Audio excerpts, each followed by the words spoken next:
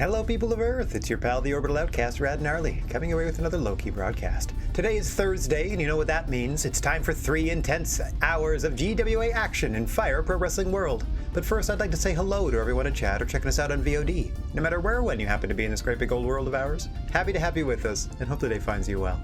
Alright, as per usual, I took the liberty of pre-booking our first event so we can get right to the action. Let me go ahead and hit that button, Bo. There we go.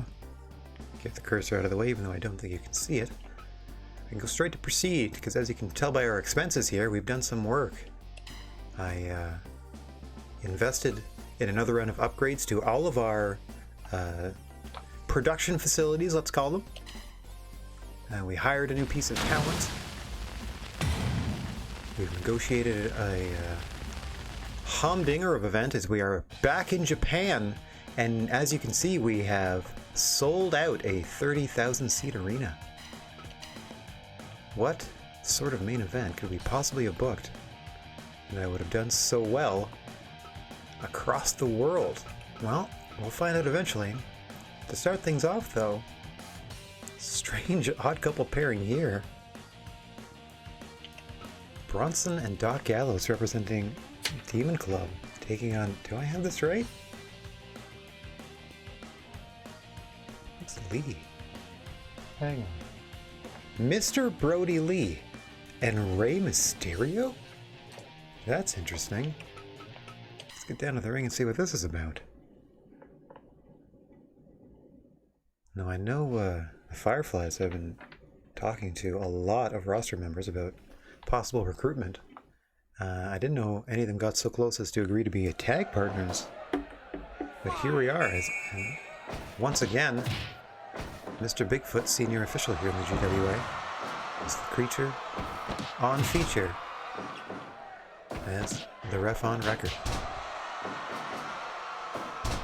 Bronson Reed and Doc Gallows, 2/3 of the GWA 6-person tag team champions, will see their championship partner Finn Balor in singles action later tonight as they vie for a championship title. But again, confusion abounds here as Firefly member Mr. Brody Lee is teaming with seemingly neutral Rey Mysterio Jr. to take on 2 members of the Demon Club here. It's almost as though they were the only healthy member left on the roster to team with Brody Lee when we booked the card.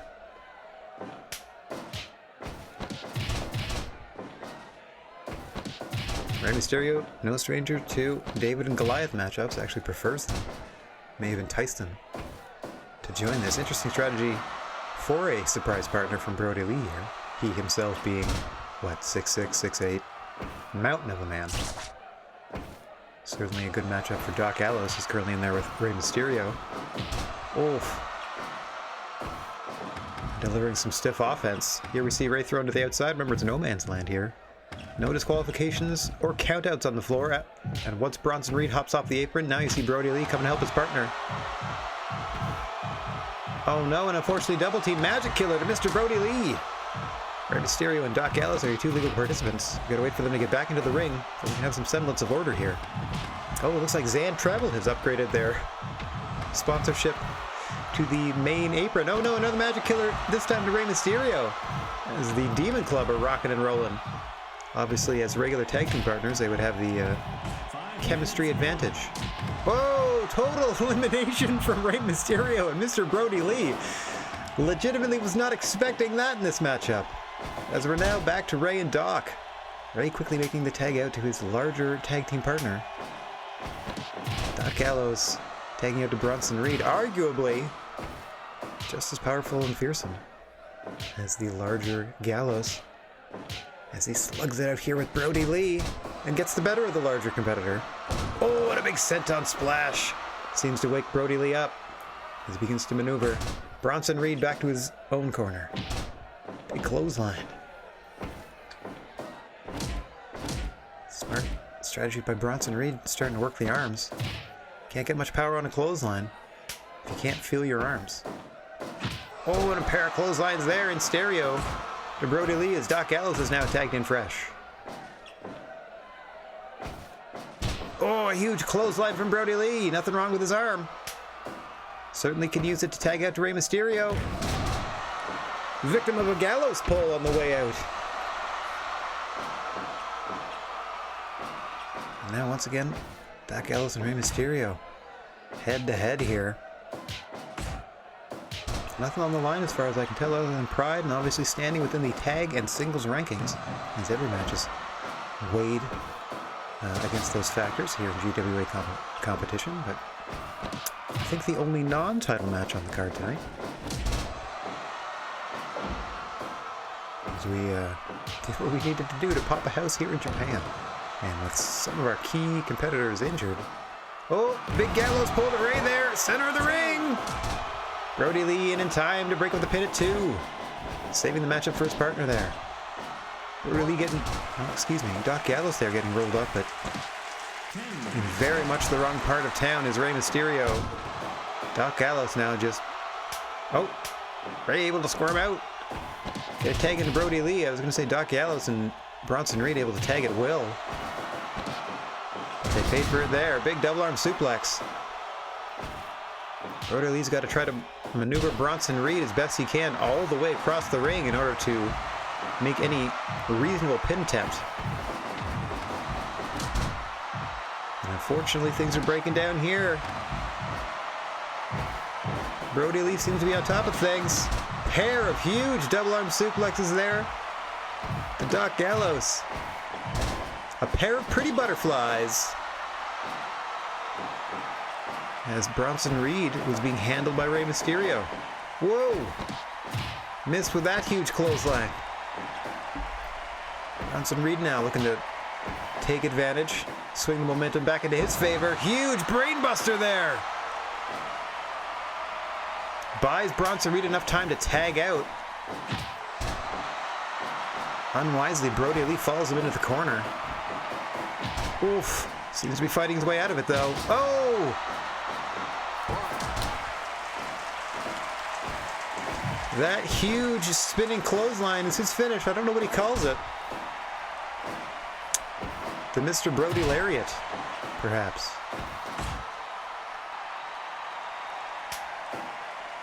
Doc Gallows dazed. Brody Lee, interestingly enough, taking out to Rey, who assists on that powerbomb. Off the ropes comes Rey. Drop kick to the back of the leg. Gonna chop the big man down. Jumping neck slice there. Kind of a variation of a sling blade. Beautiful missile drop kick connects. Unfortunately wins Mysterio enough for Bronson Reed to be tagged in. Let's see how Rey Mysterio responds. So far so good. Whipping Bronson Reed into his corner. But Bronson Reed able to hit a huge frog splash onto Rey, onto his back, so unable to make a cover immediately. Pulls him away from the ropes though. Rey's enough time to recover and snap off a head scissor takeover. Undaunted, Rey Mysterio continuing the fight, gets thrown from the ring once more. Brody Lee in quickly to attack Bronson Reed. Bronson Reed more than met him. And met the challenge. Big clothesline from Reed now. As if both Demon Club members have been feeling it for most of the match. Interesting of Mr. Brody Lee to choose the ultimate underdog as his tag team partner in this one. Nice double drop kick there from the Unlikely Partners. Bronson Reed going up again. Huge brainbuster. Second one of the match to Lee. Wrong side of the tracks though. As Rey Mysterio's able to easily come in and break up that pin attempt. Damage may have been done though to Brody Lee. I can't imagine those brainbusters are easy to shake off. Oh, that's using your head. Big doctor bomb here. In the right corner as Rey cuts off Doc. Oh, that almost did it. Rey sacrificing himself there, eating a fallaway slam. Bronson Reed, though, smartly now tagging out to Doc Gallows. That was almost the end of the match up there. Now Doc and Brody going at it. Toe to toe here. Almost center of the ring. And again, our thanks to Shiroku Mart. Oh, there it is! Oh no! Doc Gallows able to counter that roundhouse clothesline with a big lariat of his own. Brody Lee forced to tag out to Ray there to collect his thoughts. I don't know if Doc quite realizes that Ray is the legal man now. Whoop. Snaps off another head scissors, does Rey Mysterio into the cover. Oh, Bronson Reed just able to break up the pin there. Brody Lee, a half step too slow. Or that could have ended it. Rey Mysterio thinks this is it. Drop kicking Doc Gallows against the ropes, but he's not facing the crowd. Off comes Ray with a big Hurricane roll up, but too close to the ropes. Doc Gallows able to break the pin. Tries another one, but gets powerbombed. Brody Lee in to break it up. Ray rolls him up again, but again too close to the ropes. A third time. Got him in a pole position this time. No, just two. Says Senior Official, Senior Sasquatch.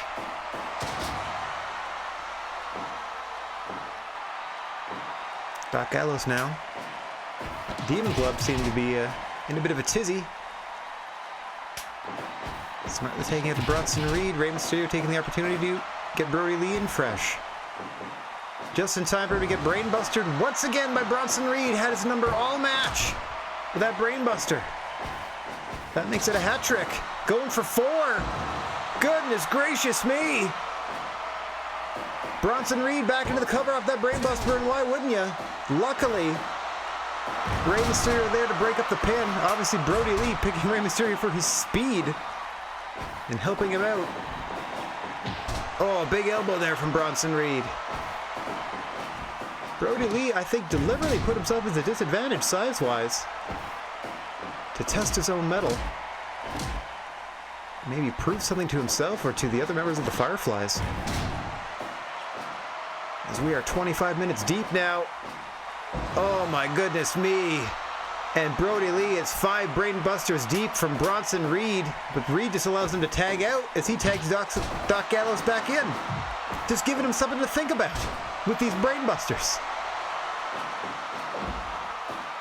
So you see Brody Lee there sucking wind on the apron. Doc Gallows now having his way with Rey Mysterio, a man half his size. Rey Mysterio undaunted with that wheelbarrow bulldog. Trying to get Doc Gallows into the corners. We can set up for that 619 variation. Big splash off the ropes from Doc Gallows. That's it. That's it. Brody Lee worn down enough to not be able to get there in time. Oh, it turns out it's elimination. Doc Gallows immediately eliminated following this. I forgot to change the rules back from the elimination tag from the last show. So we were 2-on-2. We're down to 1-on-1 now. Brody Lee and Bronson Reed. All right, I'll accept that. Brody Lee just not in time to make the pin save for Rey Mysterio. Gets that beautiful roundhouse clothesline off on Bronson Reed. Oh, just a 2. Thought that was going to do it. Super kick now to Reed. Off the ropes. He sends the big man. Big boss man slam there. 2 again. Brody Lee, a house of fire since coming in, failing to save his partner, but then immediately eliminating Doc Gallows. Bronson Reed with a huge clothesline. 2 count only. Lifts him up easily for Samoan drop this time. 2 again. Bronson Reed not letting any move go to waste, going for pinfall attempt after pinfall attempt, knowing it'll only serve to tire out his opponent, Mr. Brody Lee, as we are 30 minutes deep into this elimination tag team contest. Huge super kick there from Brody Lee. Allows him time to catch his breath. A second one puts Bronson Reed down. Oh, misses with the rotating clothesline there. Big boot from Reed. Lee's right back up, but off the ropes.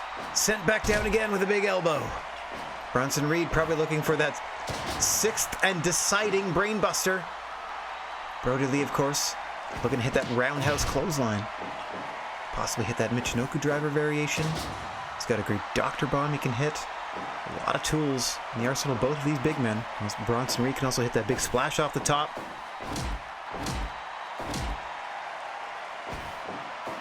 There, we talked about it. There's that Dr. Bomb, but unfortunately too close to the ropes. Bronson Reed able to get his toesies on the ropes there. Break that pin attempt.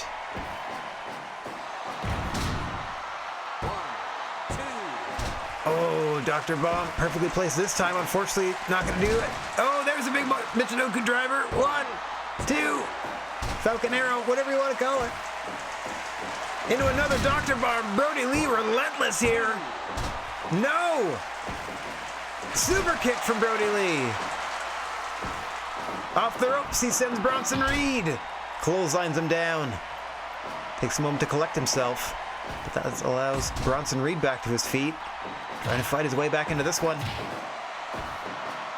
Super kick of his own. Got Brody dazed.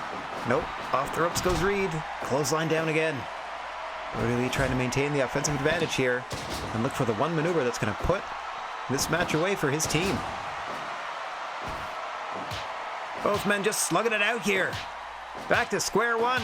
35 minutes strong. Boom, big rotating clothesline. Bronson Reed counters with a lariat of his own.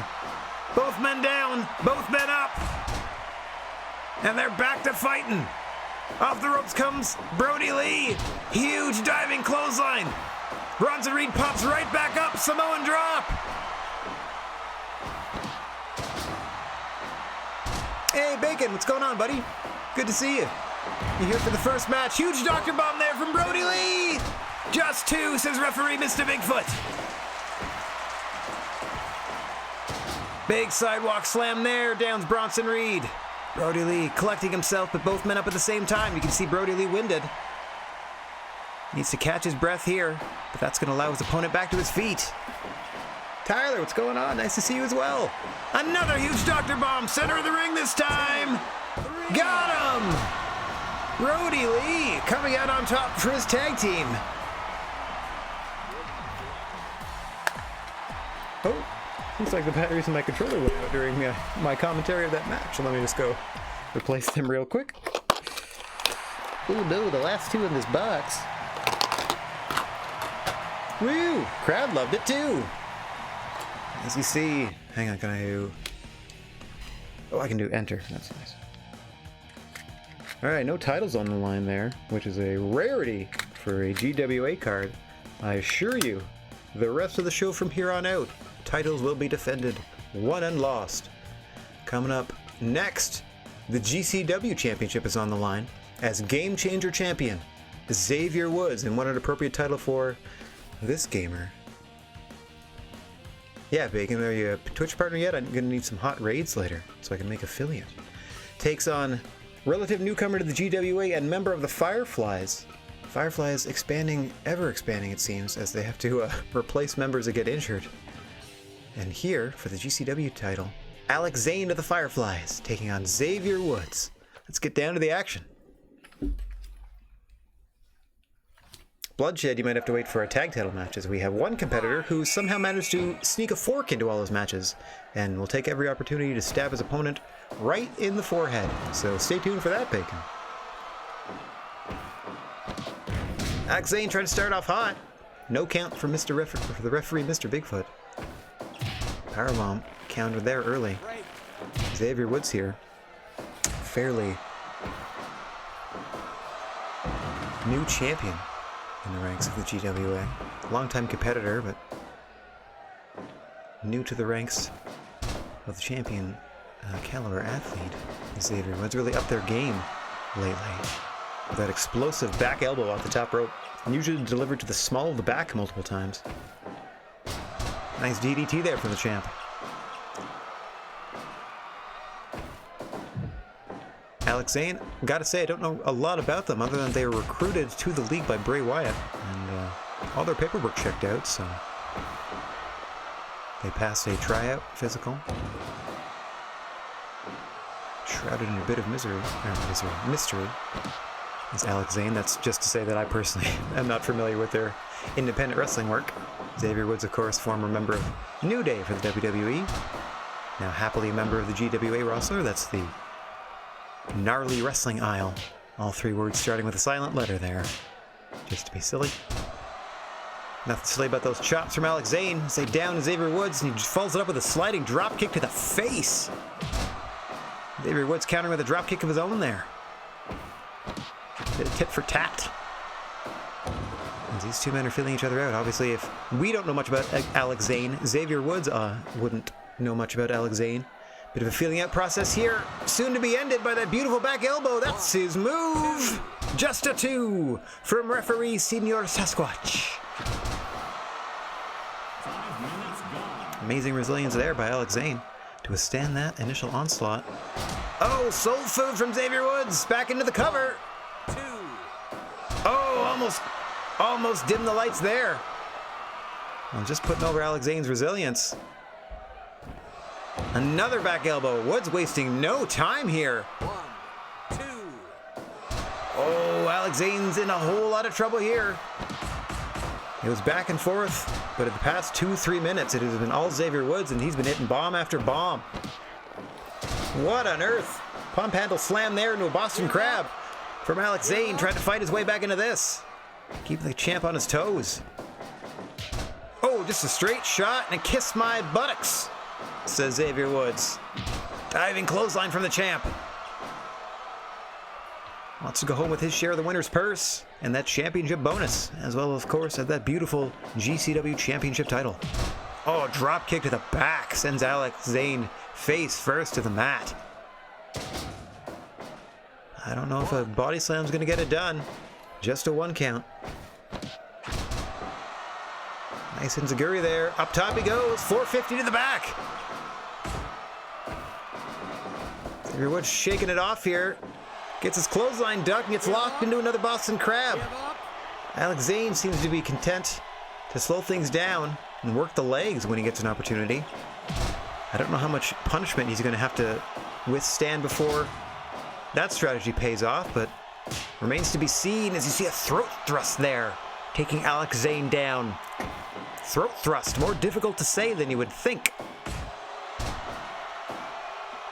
Hard not to trip over my tongue. Oh, another serving of soul food for Alex Zane. Woods into the cover. 2.9. He wanted a 3-point but he had to settle with a 2.9. Oh, rolling elbow to the back of the head. He knocked him out. No! Zane up again. I must applaud him for withstanding a good 5-6 minutes of solid punishment. And another back elbow to the midsection of Alex Zane. Woods in firm control of this. 1, 2, 3. Alex Zane not up to the task tonight. Xavier Woods more than ready for the newcomer. Successfully defending the GCW title. Oh good, at least it got over a little bit with the crowd. Anything over 80%, the crowd had a great time with. Anything below that, they start to get a little meh. You definitely don't want to be around the 60s. I've never been lower than like a 67. Okay, the hits just keep on coming. As industry leader, Jack Howard, the MLW, the Major League champion, is taking on the leader of the Fireflies, Bray Wyatt. I think this is Bray Wyatt's first singles match here in the GWA, doing a lot of faction warfare up to this point. But now they must have gotten a taste for gold. At least the quest for it. Hollywood hunk Jack Howard, as we said, the leader of the industry, comprised mainly of GWA originals, that is to say, wrestlers created by the Fire Pro video game itself that aren't real-world wrestlers. There he is, locking in what he calls the rodeo stretch. Very interesting submission move there, but Bray Wyatt ready for it. Not quite ready for that butterfly with the bridge. Able to sneak out long before a 1 count. As I was saying, Jack Howard, amongst other OG members, the GWA claiming to be the pillars of the foundation, recently adding Tyler Bate to their ranks. Tyler Bate being a real-world wrestler, as are all of the other competitors, minus the original 4 members of the industry in the GWA.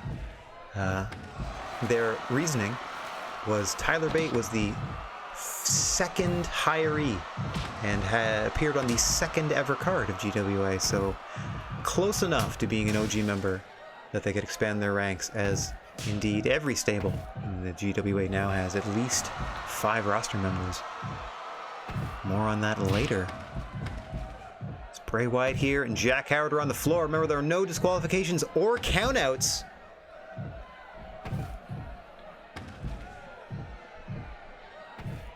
I think it's just as close as you can get to trying to make the Predator type of mouth, or the big like Joker type of mouth. I do get what you mean. It looks like it has like the beard over top. Looks like it's part of like a jaw piece. You do what you can with the tools. Fair enough, Tex. The pants, though, they nailed the pants. Jack Howard here is nailing Bray Wyatt into the center of the ring, throwing him back and forth with these follow-away slams. Impressive display of power here from the MLW champ. Immediately bowled over by Bray Wyatt. Oh, 5 minutes gone there. We'll have our new arena here when we go to Japan. This 30,000-seater. Big back body drop from the Fiend. We'll be looking to lock on that mandible claw. Hollywood hunk Jack Howard, of course. Be looking to hit that brutal cradle pile driver that has brought him countless victories here. Bray Wyatt has yet to taste singles gold, any type of gold here in the GWA. As we said, involved in a lot of faction warfare up to this point. Now focusing on claiming some championships and hoping to bolster the power of their faction that way. Look at this, Jack Howard here trying to rip the mask off of the Fiend. Interesting tactic there. I don't know if that would have resulted in disqualification or not. Probably, certainly would have angered Bray Wyatt. But he's able to keep that mask on. Oh! Not able to keep a grip on Jack Howard as he's countered into a nice backdrop suplex. Gets the punches in bunches off that time. But again, back and forth. Big TKO there from Howard, looking to take a decided offensive advantage in this one. Oh, big rolling clothesline. Shades of Mr. Brody Lee, fellow Firefly member. Saw them earlier. Valiant elimination tag team match that I didn't know was elimination. Actually saved the match, otherwise they would have lost because they went down 1-on-2 to Doc Ellis and Bronson Reed, but they will fight their way back and win that one. Let's see if their Firefly leader, Bray Wyatt, can also lead by example against Jack Howard here. Saved by the ropes that time with that butterfly with the bridge. Off the ropes with a big headbutt from the Fiend. Getting the most out of that mask. And so Jack Howard tries to drive it into the canvas with that package pile driver. 2! Just 2, says senior official Mr. Bigfoot. Big TKO here from Jack Howard. Feeling it now. Off the ropes, he sends the Fiend. Down to the mat with a big clothesline. Reverses the Fiend off the ropes again with a huge spinning spine buster. What a cocky pin this is. And it almost puts the Fiend away. Trying to make a statement is the Hollywood hunk, Jack Howard. Oh, big Saito suplex there from Bray Wyatt. Gets struck with a DDT though. Wyatt trying to fight from underneath. Howard trying to keep the pressure on here. Whoa! German suplex over the ropes to the floor. Just because he needed a bit of a breather. Bray Wyatt walks right back into the fire. Diving punch to the business. Pulls him away from the ropes. What does he have in mind here? Fiend doing all he can to hang on.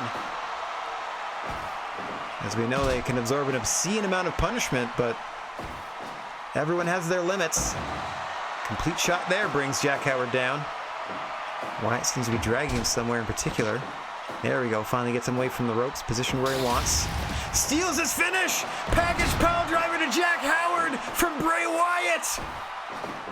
Unable to follow up! Spinebuster for Jack Howard, out of desperation, but he's up first! 2?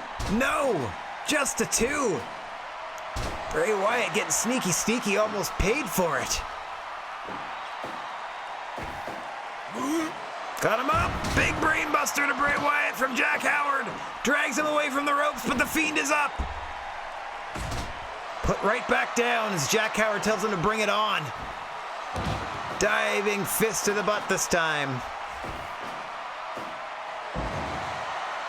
Another complete shot. Brings Jack Howard down, so Fiend get a bit of a breather. There's that beautiful butterfly suplex for the bridge. Got him! Jack Howard successfully retaining his championship against the Fiend. Able to wear the bigger man down and overcome the mystical abilities of Bray Wyatt. Whoa! In a 5-star match, no less. Gotta tell you, Bray Wyatt's been putting on some pretty decent performances since they've come here. At least in matches they've been involved in. I knew they'd be a better fit in a video game than they would be a wrestler in real life. Anyway. Coming up next, the title matches just keep on coming. Is the Stardom Junior Champion, Junior Heavyweight Champion Mustafa Ali here, takes on another member, a member of Demon Club this time.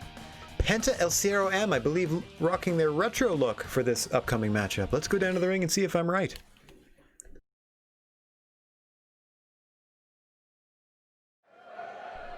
Yes, there you see Penta El Zero M. Rocking an old school look. Mustafa Ali, proud champion. Now a 2-time Stardom Junior champion. The actually longest reigning champion in the history of this company. Their first Stardom Junior Championship reign, Mustafa Ali, was about 9 or 10 months and at least 8 defenses. So props to them. They're early into their second run now.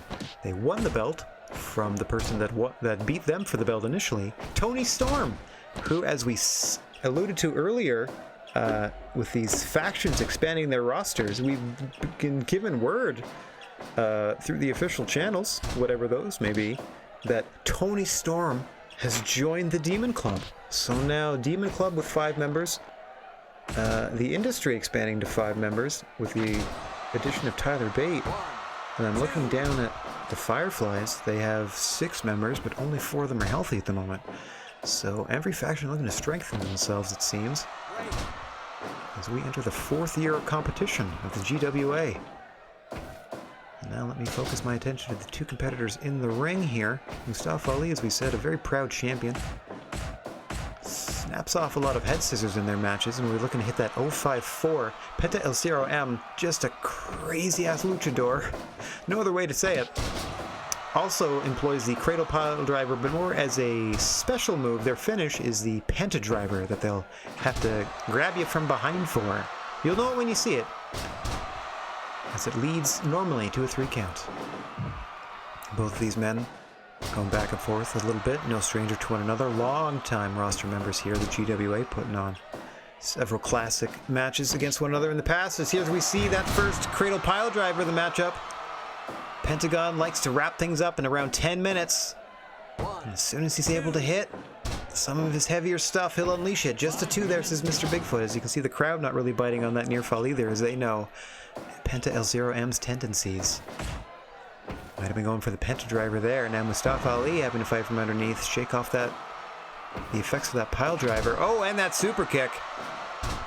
Trying to keep the champion dazed and confused as Penta El Zero M. Mustafa Ali fighting from underneath, trying to get back into this thing. Snaps off that head scissors. Trying to position Penta for something. Both men getting the timing wrong there. Just sends Penta to the floor. Oh, bit of cat and mouse from Penta El Zero M. Surprising strategy. Gets rolled up for his troubles, but too close to the ropes. Able to grab the bottom one and slip out of that pinning predicament. Countered and sent to the floor again is Penta El Zero M. Mustafa Ali taking the opportunity to get a much-needed breather. Might be their last breath, though, as they're dropped once again on their dome, but that Cradle Pile Driver, 2, almost does the trick. Big Gorilla Press Slam follows it up from Penta El Zero M, who is feeling it and is appealing to the crowd, allowing Mustafa Ali time to snap off that head scissors takeover once again. A nice spinning variation that time. Oh, a nice butterfly suplex. Lands Penta El Zero M dead square in the middle of the ring. Now he has to deal with the X Factor. Into a cover. 2. No! Almost knocked him out. Penta able to recover. Standing Spanish fly from Mustafa Ali. Both champion and challenger reeling now. Back and forth they go. Both men down, both men up. Another cradle pile driver to Mustafa Ali. Sends him into the corner this time. Does Penta El Zero M. 1, 2, no! Ali's out again. Suplex sends the champion outside. Penta, taking some time to recover, allows Mustafa Ali to re-enter the ring. Gets hit with that X Factor. Surprised again. No! Once again, another near fall. Mustafa Ali with that falling clothesline up top. 0-5-4 from the champ. 1, 2, 3. Got him just like that. What resilience from Mustafa Ali. Holding up against that onslaught just enough to get Penta El Zero M in the position to hit that beautiful inverted 450 that he calls the 0-5-4. A successful title defense for your Stardom Junior Heavyweight Champion, Mustafa Ali. Give that a save-a-doodle. All right, we're not even halfway done, folks. This is only the first card of the day, too. Coming up next, the NXT title is on the line. Shane Taylor, the new champion, the notorious Shane Taylor. I just read his bio earlier. The new champion, having defeated Brock Lesnar. You heard that right. Shane Taylor knocking off Brock Lesnar for the NXT title last month. Immediately proves a fighting champion to put it on the line against the leader of the Demon Club, Finn Balor. Let's see how this shakes out. This is Shane Taylor's first championship here in the GWA, and I would wager they're looking to keep it. Finn Balor obviously looking to bring more gold into the fold of the Demon Club to strengthen that stable's position within the organization. Collective bargaining. The more like-minded individuals you have, the more championship gold they might maintain, let's say.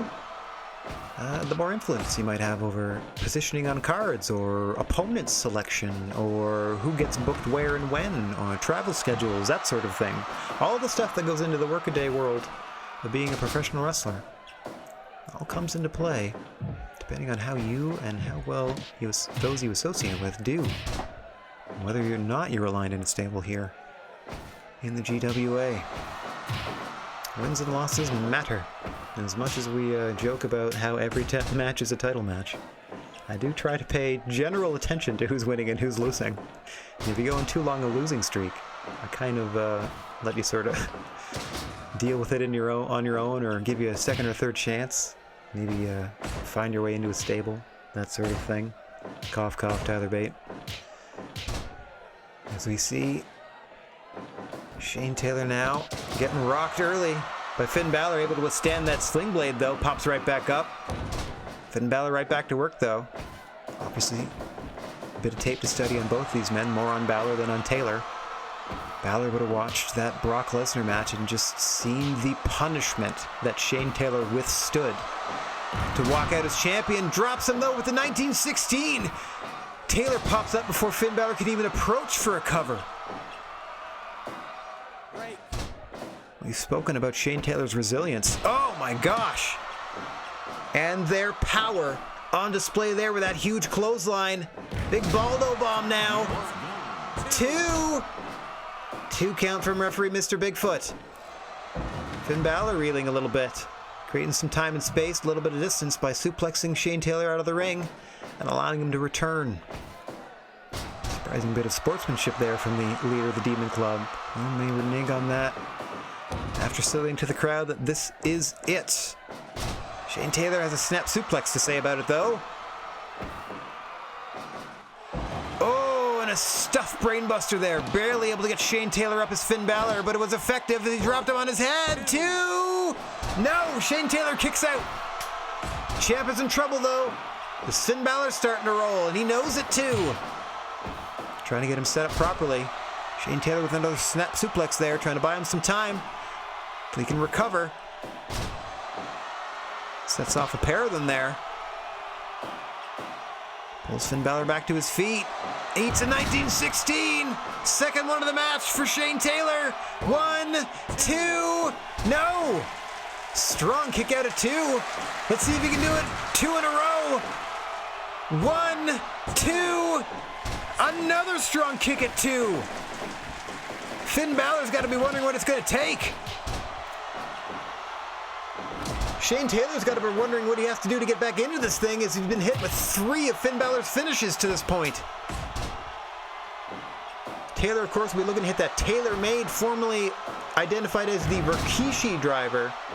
Much more devastating in the hands of the Shane Taylor. Don't know if we're going to see it, though, as Finn Balor continuing to roll the offense. Oh, stop dead with a big left hand from Shane Taylor. Follows it up with another clubbing blow to the back of the head. Finn Balor reeling, but Shane Taylor needs to catch his breath. Another snap suplex from the big man. Your proud NXT champion fighting on. There we go. Body slam allows him a little bit of time to get some wind back. Finn Balor, though, pressing that offense. Does not want the champ to get back into this at full strength, or even close to full strength, as it can be over in a heartbeat. Finn Balor pouring it on, another DDT there. Continually dropping Shane Taylor on that head. Oh, big back fist. Knife edge chop across the face. Suplex sending Taylor outside. Finn Balor. Oh, I thought they might have been going for a dive outside, teasing the fans there. Oh, there it is! Taylor made! Shane Taylor hits his move. 2! No! Finn Balor's out! Finn Balor survives. 1 Taylor made. Off the ropes he comes. Big drop kick to the back. 1916. Into the cover is Finn Balor. 2. No. Taylor out again. Big old Baldo bomb. 1, 2. No. Exchanging near falls now. The 2 men content to slug it out. Center of the ring. Drop kicked into the corner a bit. Shane Taylor counters. Responds with a huge clothesline. Rolls Finn over. No. 2.9 again. Back and forth they go. Looking for that knockout shot. Stuffs him with another brainbuster. Finn Balor looking for the cover here. No. Doesn't think that's enough. Allows Shane Taylor to snap off another suplex. Oh, big tackle there. Drives Finn Balor into the ropes. Almost a short pounce. Taylor just bodily throwing Balor down to the mat, but Balor refusing to stay down. Taylor's trying to keep him down long enough to catch his breath. Gonna be hard to do after that coup de grace to the back, though. Balor can't quite position him properly. Taylor able to escape through the ropes. Champion is still in this as he's sucking wind.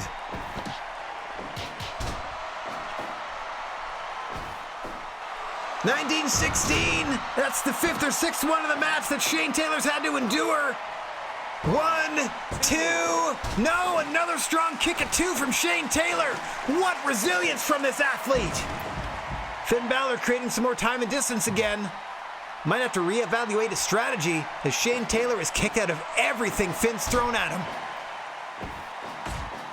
Oh, big spinning elbow combo there.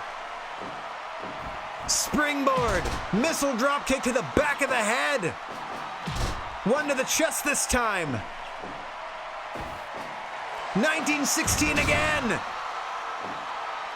1, 2.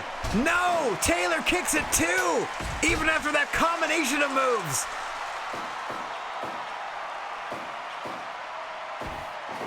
Balor sending him off the ropes. How much does Shane Taylor have left? How much does Finn Balor have left? Throwing everything he has at the champion. Shane Taylor trying to proudly defend that NXT title. Another huge punch. Drops the challenger. Off the ropes comes Taylor. Big clothesline. 1, 2. No. Taylor exhausted here. Off the ropes, he sends Finn. Big backdrop. Able to take some time and catch his breath. Huge clothesline sit. Flips him inside out. 1, 2. No! We've just passed the 20-minute mark here. Neither competitor showing any sign of slowing down as they're slugging it out. In pursuit or in defense of the NXT Gold. Here in the GWA, big sling blade. Shane Taylor pops right back up. 1916 from Finn Balor. Shane Taylor clutching at his neck now. Pulls him into the center. 2, 3. Finn Balor, after 7, 8, 1916s, finally able to put down Shane Taylor, who might be hurt. Big story here is we've got another 5-star match, and we've got a new NXT champion. That was awesome.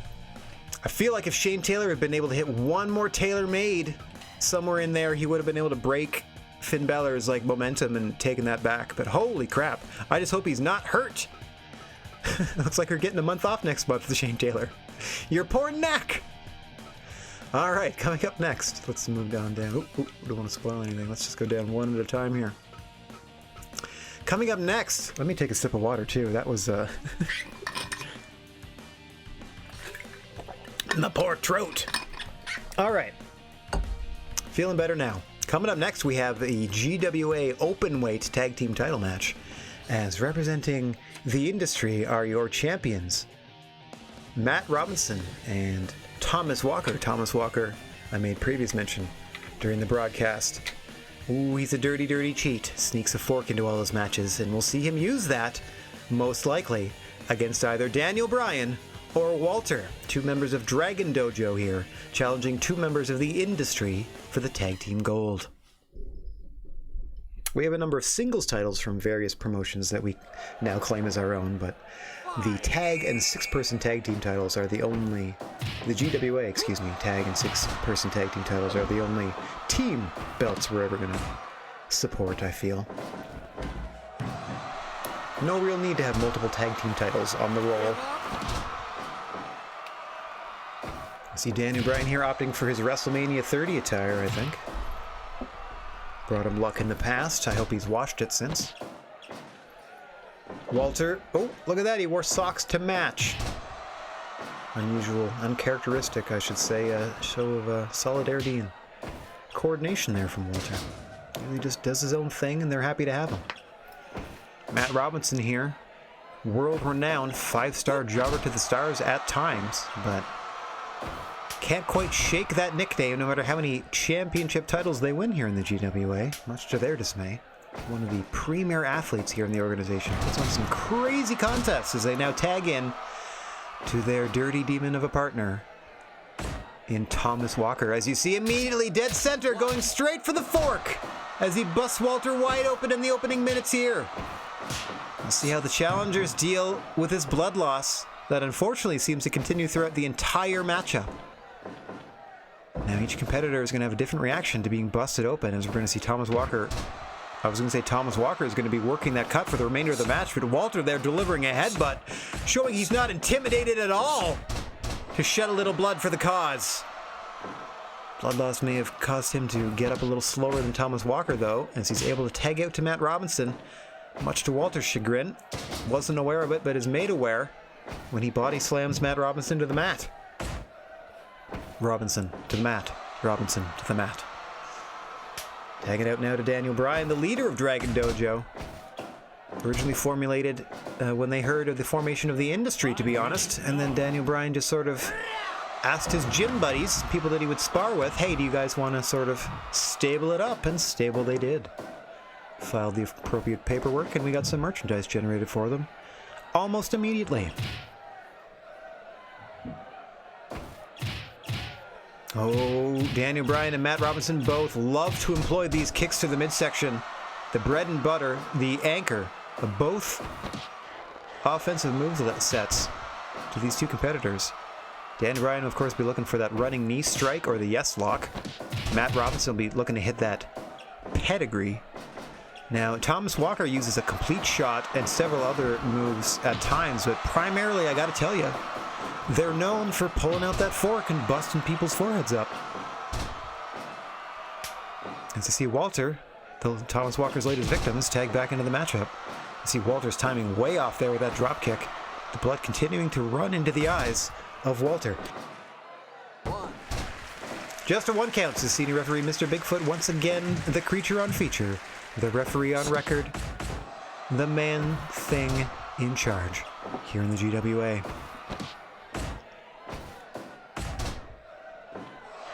Oh, Thomas Walker just blatantly choking his opponent now. He has until 5, obviously. But still, unsportsmanlike tactics abound.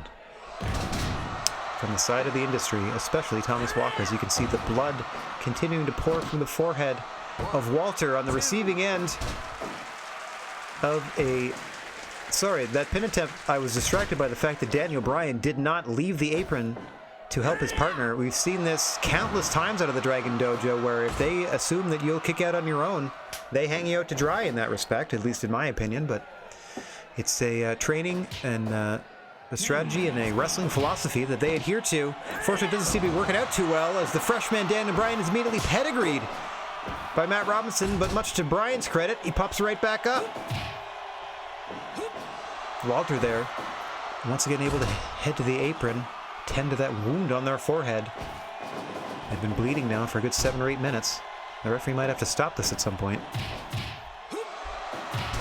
Oh, vicious kicks in the midsection from Robinson. Allows the tag to Walker. Dragon Dojo collectively in trouble here. One member bleeding in the second one. Not faring so hot currently. As that Thomas Walker hits pay dirt there. Oof.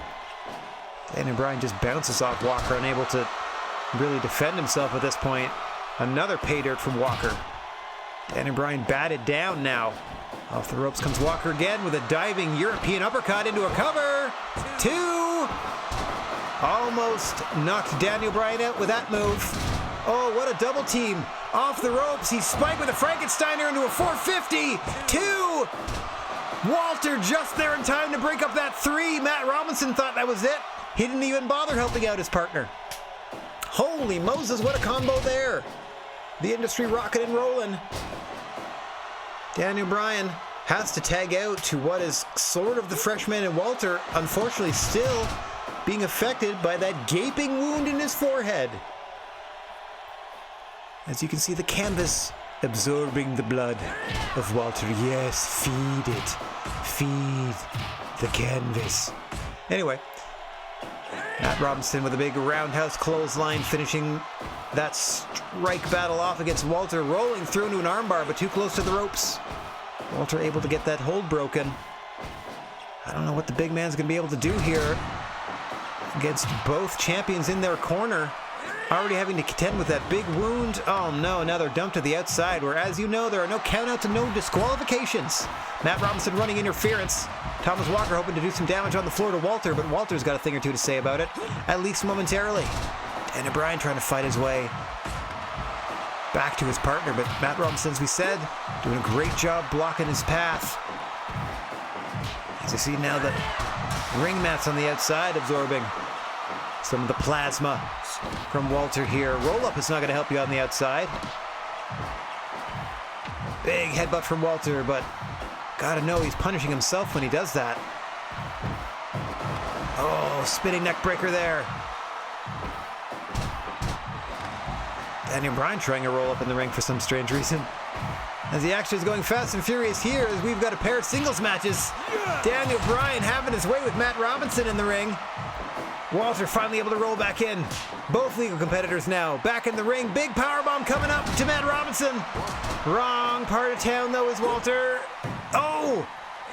Robinson pulled Walter out of the way of that frog splash from Thomas Walker. Bit of a miscommunication there.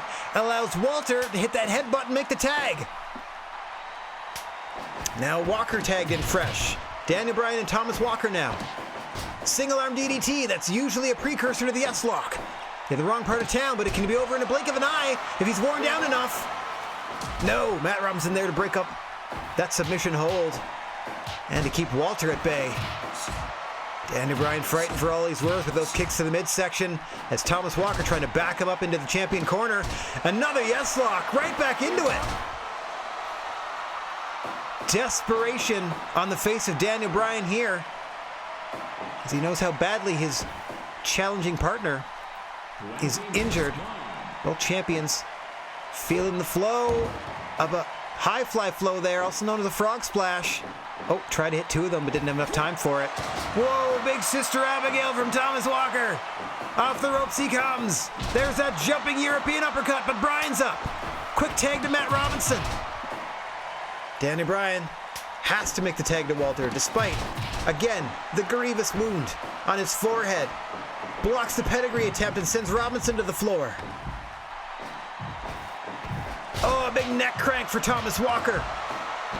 Walter fighting on Undaunted despite the open wound that he's had to deal with for almost 20 minutes now. Hey, Bacon, congrats on the webcam. Oh, Walter now with the Godzilla clutch, but on the wrong man. Pedigree on the floor to Daniel Bryan.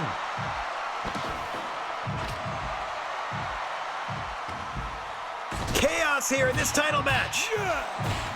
Yes, indeed, agrees Daniel Bryan. Walter gets hit with a neck breaker. Eats a big frog splash in the ring. Daniel Bryan, meanwhile, on the floor, making mincemeat out of Matt Robinson at this moment. Robinson able to counter there quickly. Does not opt to get back into the ring. Walter and Robinson now. May have woken Walter up before he made that tag. Thomas Walker and Walter momentarily legal. Now we're Thomas Walker and Daniel Bryan again. What's up, La Leyenda? Single arm DDT once again. We're gonna see the S-Lock once more. That's it. That's it. Thomas Walker had been worn down enough. What resilience from Walter, enduring 20 plus minutes of a gaping head wound. Daniel Bryan and Walter able to wear down the champs enough that we have new tag team champions, Dragon Dojo. What a contest. Man, everyone's busting their butts on this card. All right. Wowzers. I mean, other than who was disappointing? The Alex Zane match was disappointing. Everything else has been in the 90s. Like, Alex Zane and Xavier Woods wasn't a good matchup, apparently. Like, wasn't a good fit. Beyond that, we're doing great.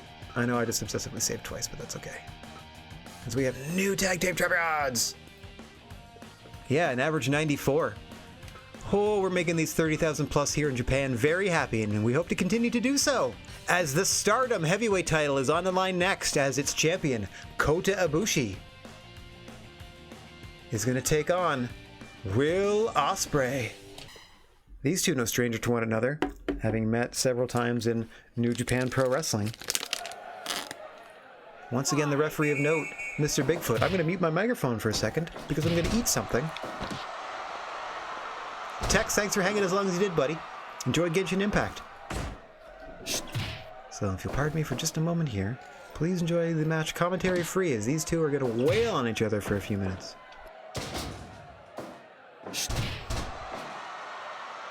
Oi. Oi.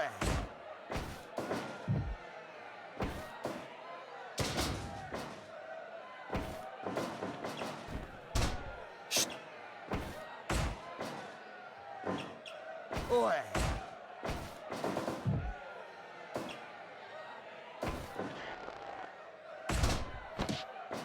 There we go, I eat much faster than I thought, and we're back!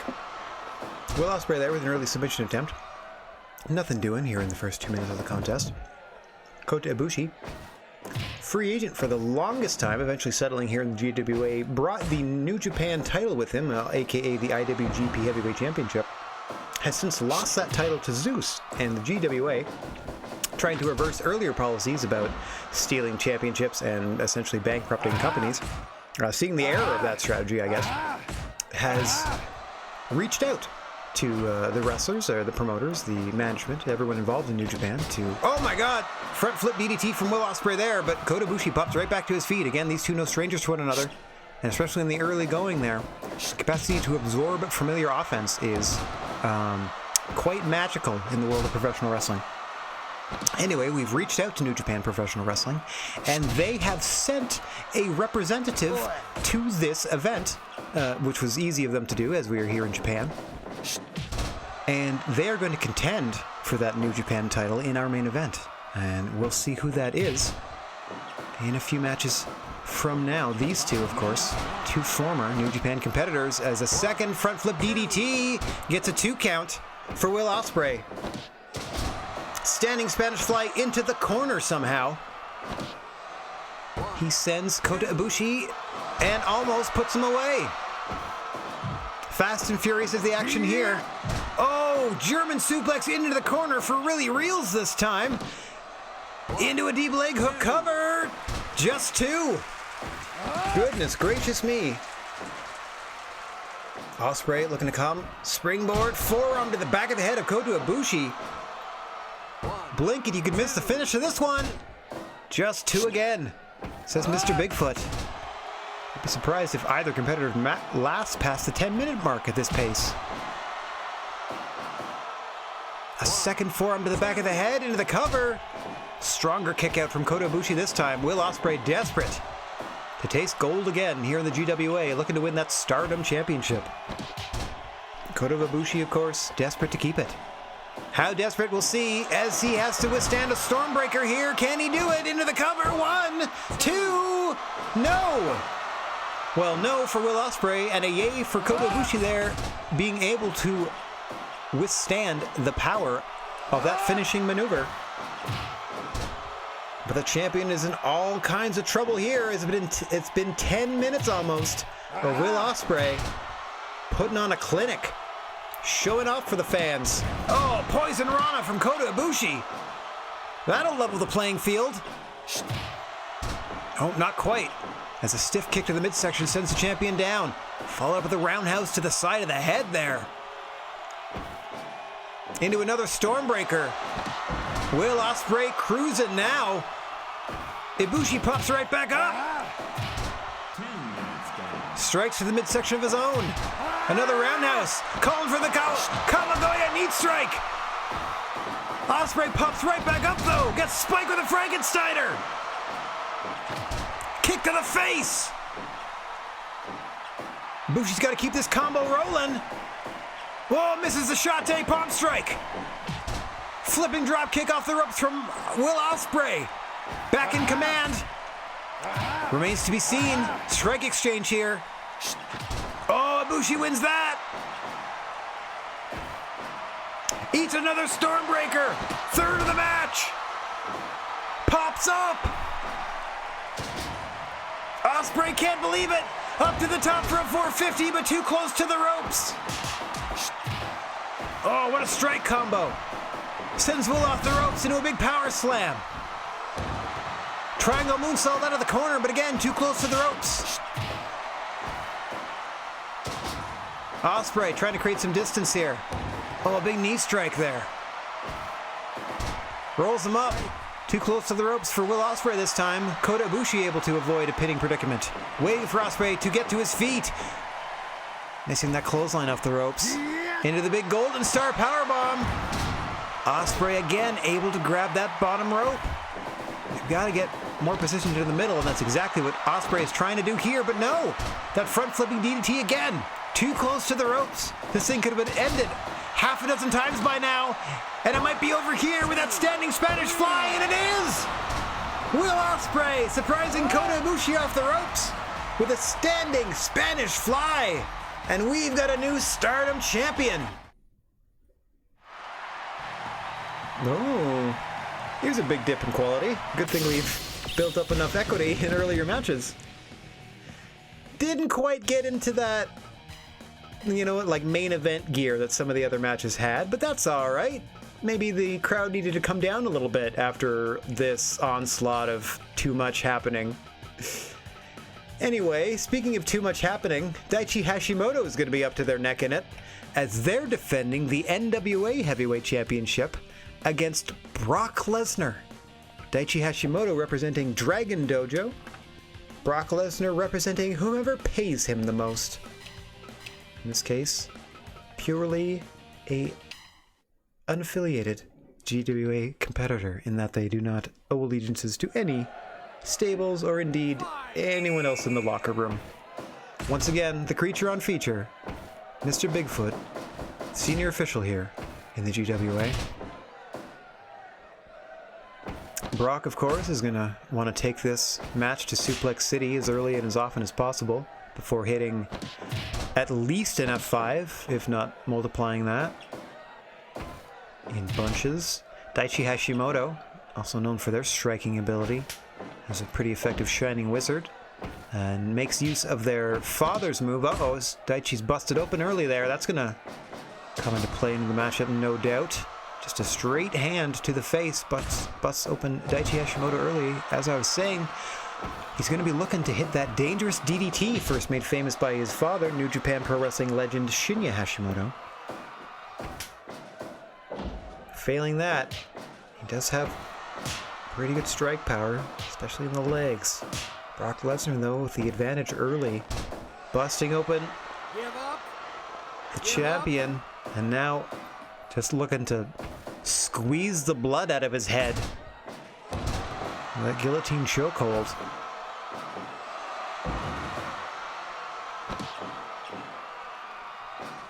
I've not seen, at least not to my knowledge, I don't remember too many matches where both competitors are busted open. Usually it's one or the other.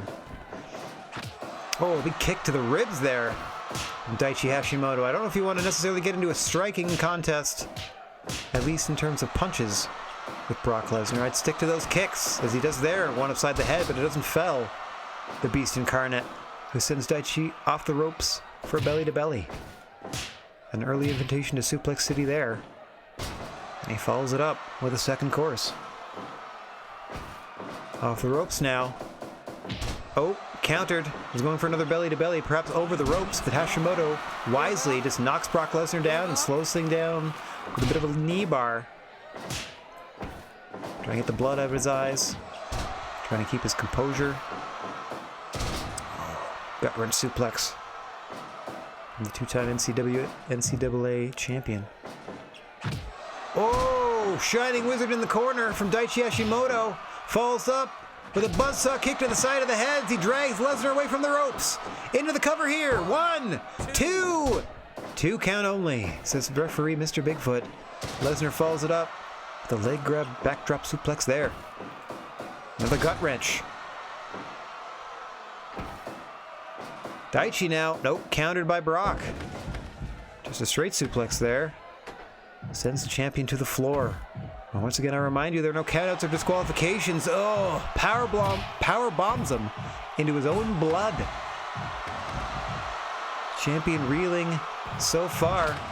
Looking to catch his breath. Brock Lesnar's not going to give him any time to do it, so he's going to bring the fight to Brock. Oh, PK coming up. Daichi's enraged here. Only slows down when Brock Lesnar gut wrenches him over and takes some time for himself. Another gut wrench suplex now. Brock Lesnar trying to tire out the champ, move at a time. Oh no, this will do it. F5 on the floor from Brock Lesnar. Can't win the title out here though.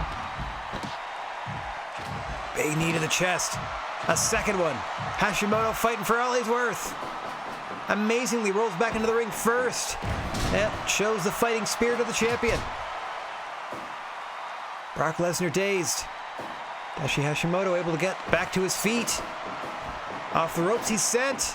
Oh, big exploder now. Brock firmly in control, it looks like. Clubbing below sends the champion down as you see him dragging him over the mat. Staining the canvas with his blood. Oh, pump kick there. Off the ropes he comes. Knee to the face.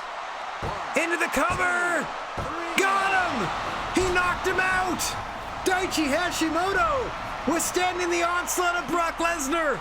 Knocked him out with a knee strike to the face. And successfully retains the NWA title. That's the definition of short but sweet. 10.5 minutes at 93%. Holy moly. Wow. No one's more surprised than Brock on that one. As I think the referee just told him as he just came to. Yowzers. We still got 2 more matches to go, though.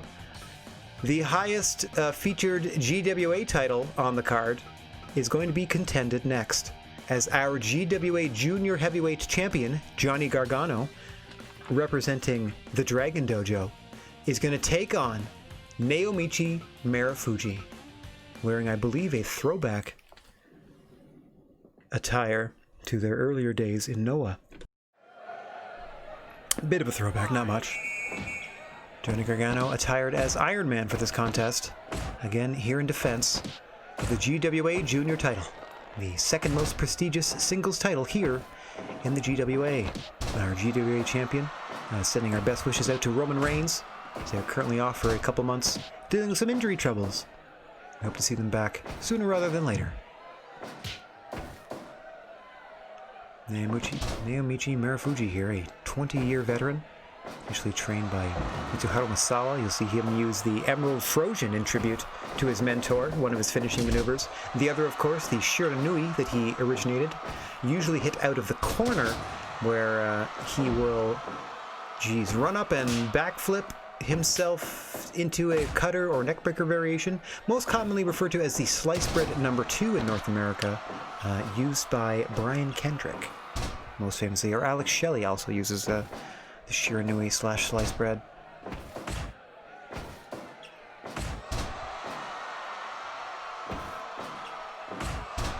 Marufuji here, hoping to do the 30,000 plus Japanese fans here proud, bring some gold to the country, at least as to a representative of the country here in the GWA.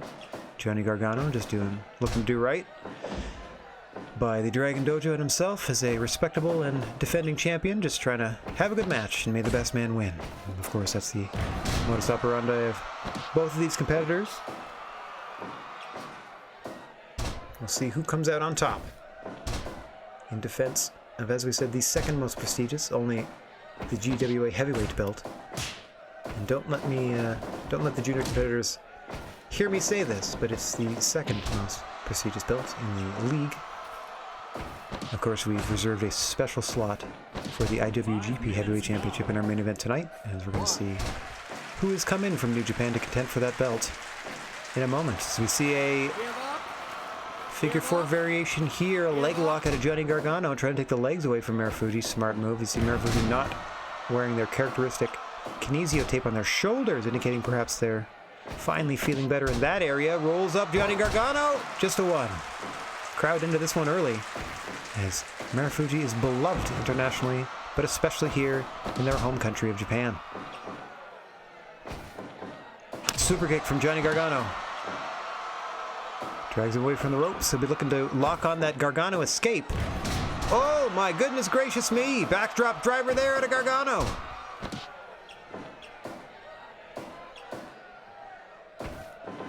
Off the ropes he comes. Just a shoulder tackle there. Now you see that Gargano escape. Thinks he's got Marufuji worn down enough. Really works the neck of the shoulders. As he said, Marufuji opting not to wear that kinesio tape, maybe not drawing a target on that region, but Gargano would be working for it regardless, as he just shot to the ding-ding there. Uncharacteristic out of Gargano, back into the Gargano escape. Once he knows he can lock that on you, he's going to be relentless with it until a decision is rendered, one way or the other. So Marufuji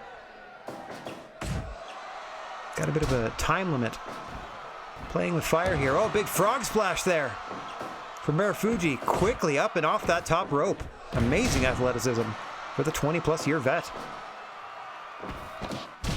Mule kick sends Gargano away.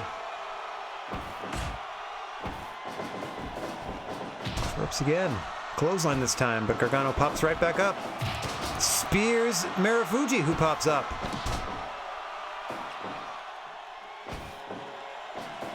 Tiger driver for Marufuji. 1, 2. Another move in tribute to his mentor, Mitsuharu Misawa. Most famously, or not most famously, but famously known as Tiger Mask 2.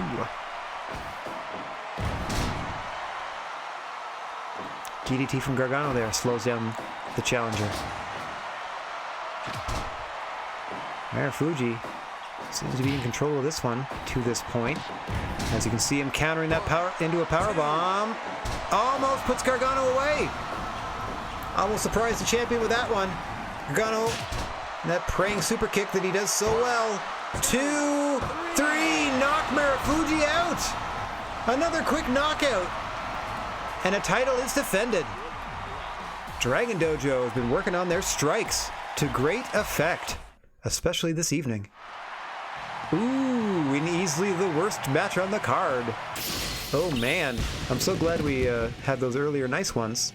That's one that the crowd didn't really care for. I mean, they're kind of partisan because they would be rooting for Marufuji, but no matter, we'll see how another hometown or home country boy does as Zeus defends, well, they're also Japanese, defends the New Japan Heavyweight title, aka the IWGP title, against visiting from New Japan, that's right, Satoshi Kojima. Bread Club has come to the GWA. Let's see if we can see a cozy lariat to take the title back to his home promotion, or if it stays here with us, around the waist of Zeus. Here in our main event. Final time of this evening, Mr. Bigfoot is the referee on record, and we are underway here. Both these competitors in their mid to late 40s, ring veterans, decades of experience between them, power wrestlers, and are going to waste no time as you see some heavy-duty offense early out of Zeus there with that clubbering clothesline, flipping Kojima over. Just absorbed it and kept right on going. No stranger to physical, draining matchups is Satoshi Kojima. Has been successful at the highest level.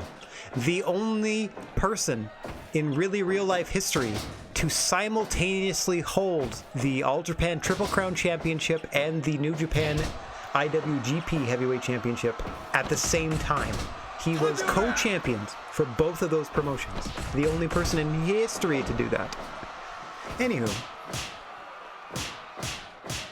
let's see if he's able to bring the IWGP belt back to New Japan, or if it remains with us in the GWA.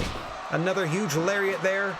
Koji's not too quick getting up, and he's hit with a jackhammer in under 5 minutes, too. Oh, almost put away early by Zeus. Again, we'll be looking for that big jackhammer or a huge choke slam they also make use of. Either of those seems to be their go-to to finish off their opponents. Kojima's going to be looking for that cozy lariat, as we said, that he can hit from pretty much anywhere. To big old walloping clothesline.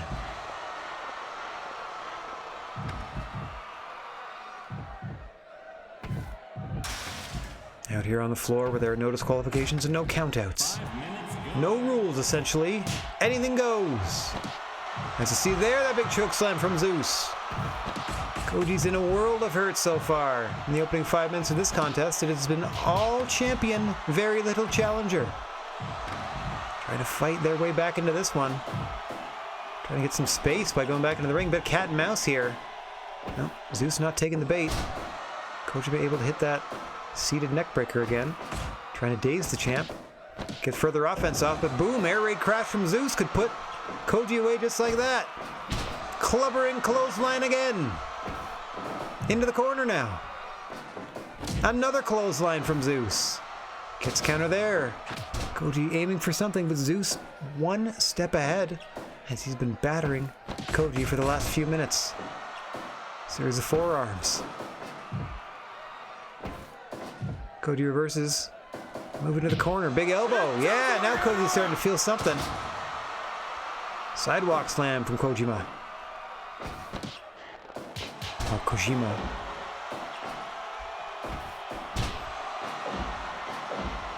Zeus maintaining that offensive advantage. Trying to smother the challenger.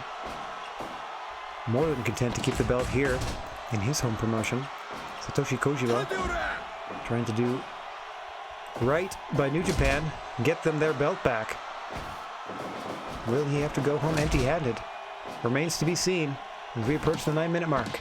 Another air raid crash, dead center, but Kojima is right back up. Whoa! Ah! Zeus stole his move into the cover. 1, 2, 3. What insult! Zeus stealing Satoshi Kojima's own mountain bomb variation there. Kind of a snowplow. What are we going to call it? The modified Northern Lights bomb, yeah. Stealing Satoshi Kojima's own signature maneuver to maintain the title, much to the chagrin of the crowd.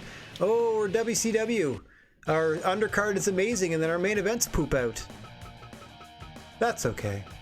Crowd still was really, really happy overall, and this just adds more fuel to the fire, as Satoshi Kojima is unable to bring New Japan their belt back. Let's see if next month someone else can try. Oh no, a long-term injury to Shane Taylor. Gosh dang it. We're getting hurt all over the place now. Okay, let me write this out. It says long-term, we'll stay with them, etc., but hopefully that just means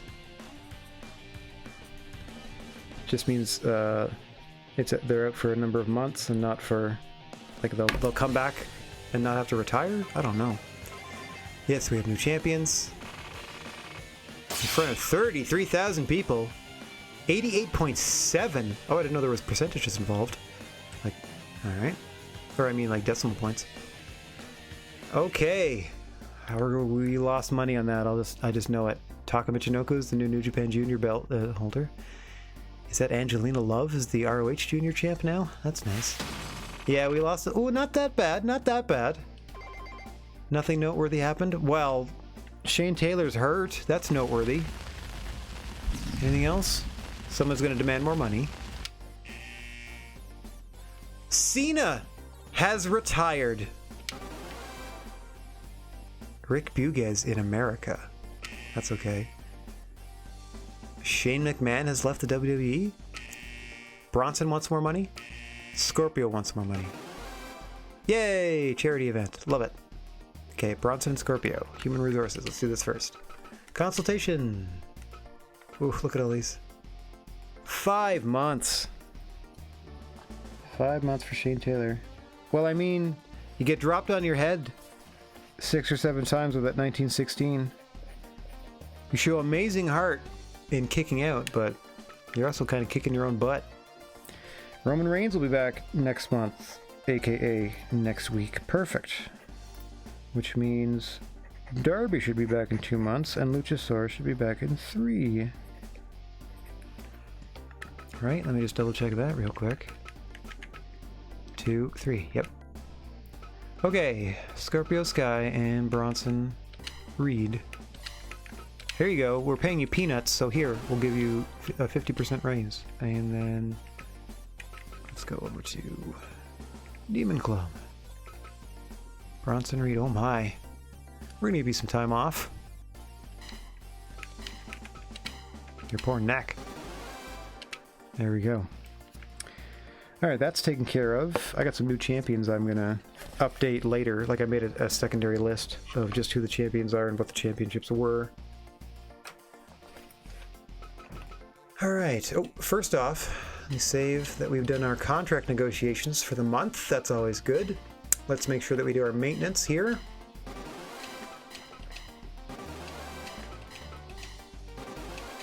Fast as we can.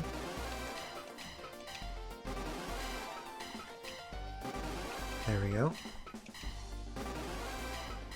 Can't update the balance ball because it's dependent on the maximum size of our gymnasium. Okay. Merchandise, how'd we do? Holy crap, we sold it all out. Awesome. Awesome. That's why we didn't lose as much money as I was figuring.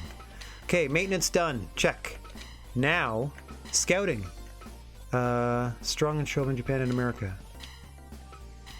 Off you go. Make sure that they're always scouting. That means more people will constantly be showing up to be potentially, hired or make their way to other promotions, because I would really like the other promotions to to also hire people. Currently, I have like, look, they only have like, you know, 1, 2, 3, 4, 5, 6. Got like a dozen people. You can do way better than this. Anyway, let's check out these free agents. I think I have 20 heavyweights and 16 juniors, and I have 2 slots. I think I have 2 slots free. Oh, I have 3. Interesting. I wonder why that is. I seem to have miscounted. Okay. I mean, even better. Alright. Anybody in Europe? Babatunde. Not really. No one that really, like, jumps out at me like, oh yeah, we need them. We need them for sure. No offense, anybody. Let's go to, North America. Alright, I just alphabetized them, so regardless of, league, they're just straight up alphabetized. I'm looking for anything. Oh, Chris Dickinson would be good. Just because I know the way that they fight and stuff. Even though it says showman, I feel like we'd be okay if they were on our roster. Jericho's way too expensive for what they provide. Plus they're like 50. Yeah, 51. So they're gonna retire in like 3 seconds. Oh gee, same with like Edge. Would be amazing. Super popular.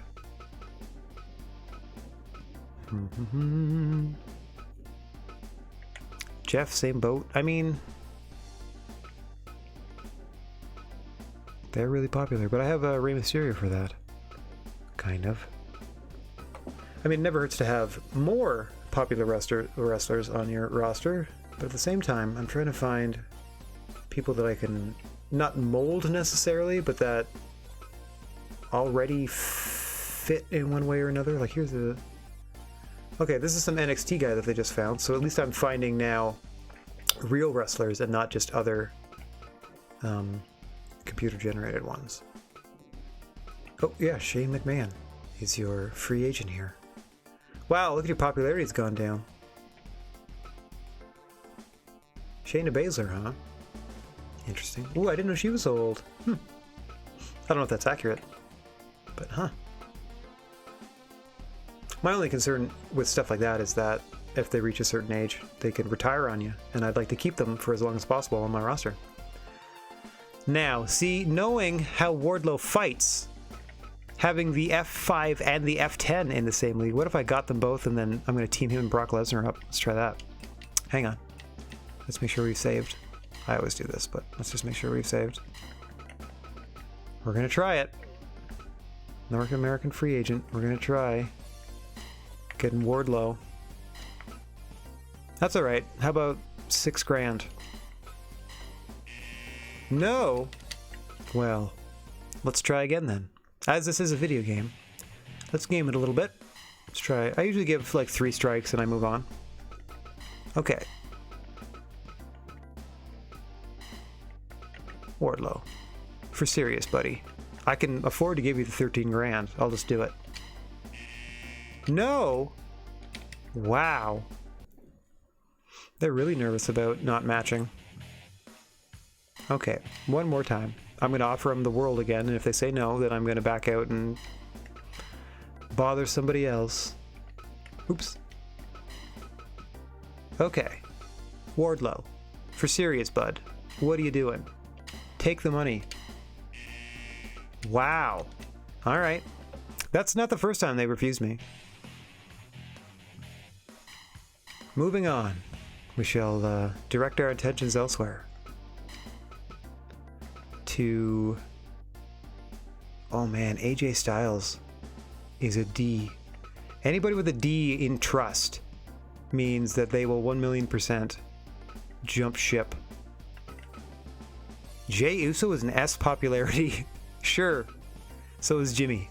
Oh, but they love being there. Wow, look how beat up most of these people are. Huh. Interesting. Trust of a C. Do I really want 2/3 of the shield? Okay, let's try. I don't want to pull anything from New Japan. I'm literally trying to help them get their stuff back. Let me go down. Is there anybody actually employed that I'd be like, yeah, I'll take them? Like, I would love Brian Pillman Jr. and Davey Boy Smith Jr. both. But they're the heart and soul of this tiny, tiny league right now. And I would feel terrible. It would destroy the MLW. What about NWA? Ooh, Eddie Kingston, huh? Matt Cross would be interesting, but they're little. All these 40-year-olds. Scott Steiner. Oh my gosh. I didn't know he was 60. Well, I figured. Okay. Thunder Rosa would be fun. Not very popular, though. Huh. I wonder what belt they have. So probably some tag belt. Yeah, it looks like Nick Aldis and Eddie Kingston are the tag champs. I'm gonna shortlist Eddie Kingston, but if I can find a better option, I don't really want anybody from Impact. Yeah, no, I don't want to fuck with. Okay, let's do Eddie Kingston. We're gonna try. How about 22 grand? No. All right. Oops. I get 3 strikes. I'm going to try 22 grand one more time, and if that doesn't work, I'll try the maximum amount. And if not, we'll move on. Oops. No scouting, please. Okay. As I was saying. Eddie. No. I wonder if there's like, everyone's aware of our unsavory business practices. Like trying to poach other talent. Okay, we're going to be one last chance to consider this. Whoops, not Allison K. Thank you. Nothing against Allison K. How about that? Big fat bonus. No! Wow. Striking out on these talent negotiations this time around. Alright, we shall move on. Eddie would have been a great get. Would have been a great get. But, let's get ready to fly. Just because it's AJ Styles, like, why wouldn't you? I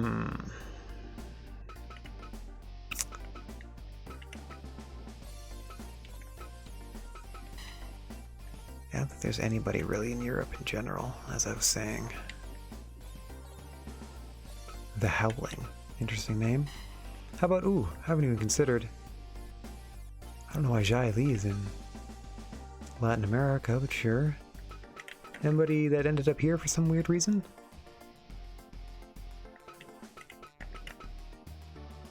Matt Taven. Big old Killian Dane. Kenny King's 40 now, wow. I don't want to hire David Finlay because of the name of your finishing move and what I know that means, or what I understand that to mean. Well, let's get Dalton Castle in here. That would be a wild one. Let's try this. How about it? You want to come? You want to come wrestle for us? Oh, you're breaking my heart, everybody. The best wrestling promotion in North America. I promise you. Where was I? I don't know why Dalton Castle is a free agent in Latin America, but come on. Yeah! Welcome to the fold. Alright, that feels good. A new junior competitor. So you hear me flip over my roster page. Dalton. And Castle. Nice. Okay. That's a good fun. Fit, because I know they actually have real wrestle skills to go along with their flamboyant gimmick. I hope that translates in their video game persona. Let's see. So we've hired, we've done our training, we're going to do merchandise after we book the event, so let's book an event. First, I would love to invite somebody to come take this title. Please, I'm begging you, somebody, oh my god, everyone's so beat up. Tanahashi, please come take this title. I don't care how much it costs. Let's do it. No. No Tanahashi. Alright. Naito. Come take this title. Kenta, come take this title. Evil. Let's do Evil. Evil, come take this title. No. How do we get Kojima again? Tenzan. Oh, your arms. Okay, Okada, come take this title. No. Naito. There we go. Finally. Tetsuya Naito's like, let's do it. Okay. We're gonna do this in America this time, though, Naito. I hope you can. Hope you're okay with that. Urban, large hall for the 40,000, like we do. Okay, second from the top this time is going to be. Oh, everyone's gonna be so beat up too. New Japan. Title, Tetsuya Naito. Ooh, that's fun. Oh, nice, in the Los Cinco Nombre de Japón shirt. No, he's gonna take it seriously. Alright, that got 2,000 people into the arena. And Johnny Gargano. Oh, let me do... Yeah, Johnny Gargano. We're back on home turf, so we gotta put our titles up top. Against the newly signed Dalton Castle, welcome to the show. I love it. Well, let's do that one. Gargano, Dalton Castle, main eventing. That's wild. More title matches, please. I didn't even look to see who was doing well. Okay, our NWA champion, Daishi Hashimoto. Good lord, what a great job you did. Okay, looking at everybody. Booked, feeling alright. Cash Wheeler, feeling good. Shane Taylor hurt. Kinda doing alright. Joe's doing well. Let's do,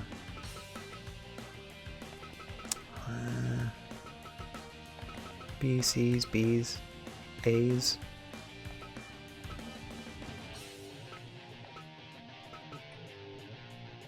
Scorpio's got nothing? Let's do, Scorpio Sky. Scorpio Sky, Daishi Hashimoto for the NWA belt. Who's next? Stardom? Stardom champion. I'm going by my title hierarchy that I sort of worked out on my page here, if you're curious. Now, who wants to fight? Yeah, let's do this. Rey Mysterio, Will Ospreay. Old school Rey Mysterio, Will Ospreay. What's next? Should be the tag match. See if Brian and Walter have recovered after that vicious assault. See who they want to take on.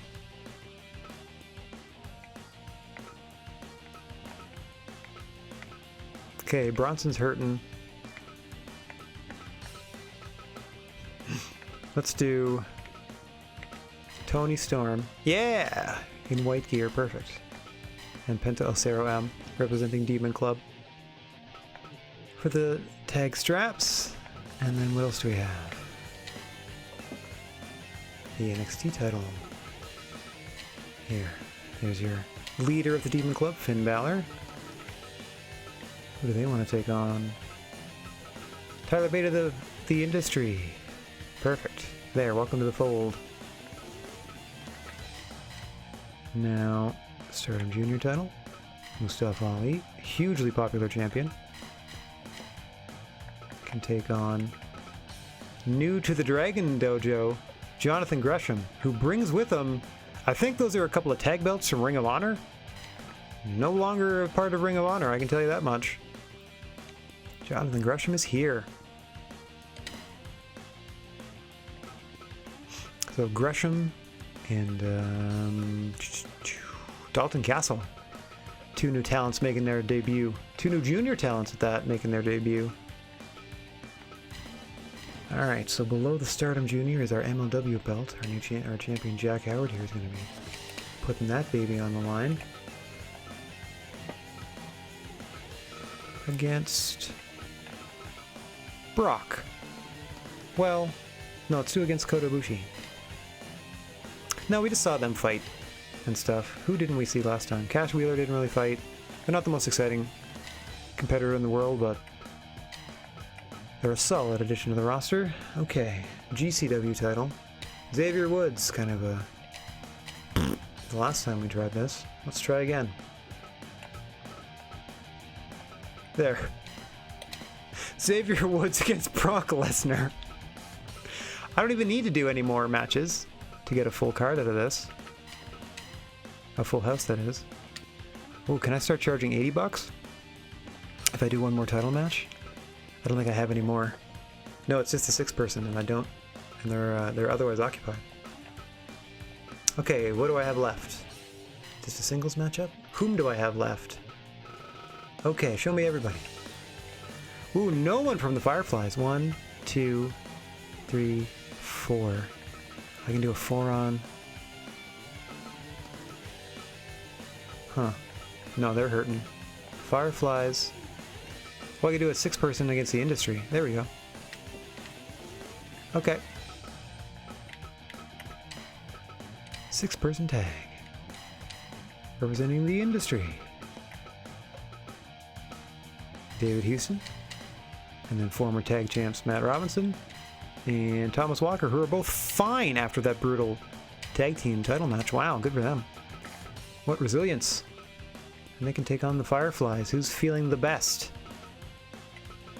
Alex Zane's feeling alright. Brody Lee's feeling good. Ooh. Oh, look at that. Poipo. And Bray Wyatt, of course. Back to the 6-person tags for you. Oh, we're really close to maxing out our ticket prices.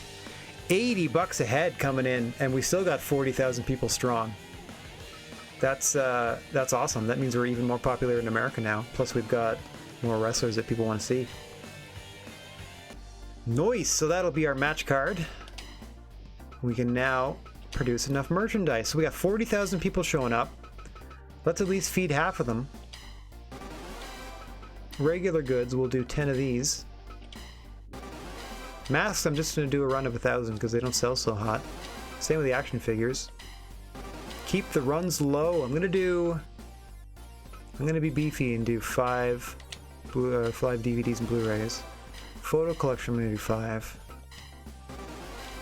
Towels, I'm going to do 5. And t-shirts, I'm going to do 5 because they'll just carry over if I don't sell them. And if I do sell them, maybe I'll try 10 next time and then see if I can sell half and half, or to see how a 10,000 run of one of these things does.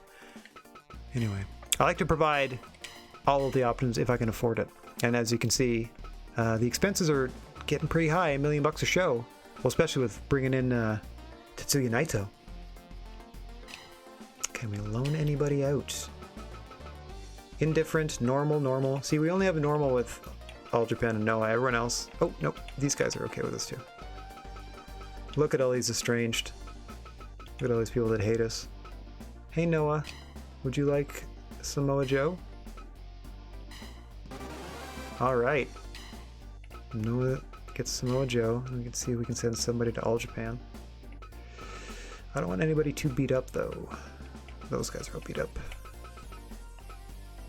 Mark Andrews. Try it. Yeah, enjoy. Alright, sending some people out. I feel like Mark Andrews, I'd be okay. Cash Wheeler and Mark Andrews, nothing against them as talents or human beings or whatever else, but not really high priority. Didn't really inspire me to do too much. If they decided to leave, I wouldn't be too upset. But if they ask for raises and stuff, I'm going to be nice and give them raises. Like, I'm going to try to keep them happy, but... Naito! You jerk! Boo! What do you mean they don't agree with our style? It was exactly... Now we don't have a main event. Hang on, I gotta quit. Look at... 11,000 people didn't show up. Okay. Did I save properly? Did I save? Yes, I made merchandise, and then I saved. Haha. Okay, let's try this again. and make sure that that schmuck shows up. Don't you do this to me. Oh my god. What do you mean book them in the style that they're used to? They're King's Road, just like we are.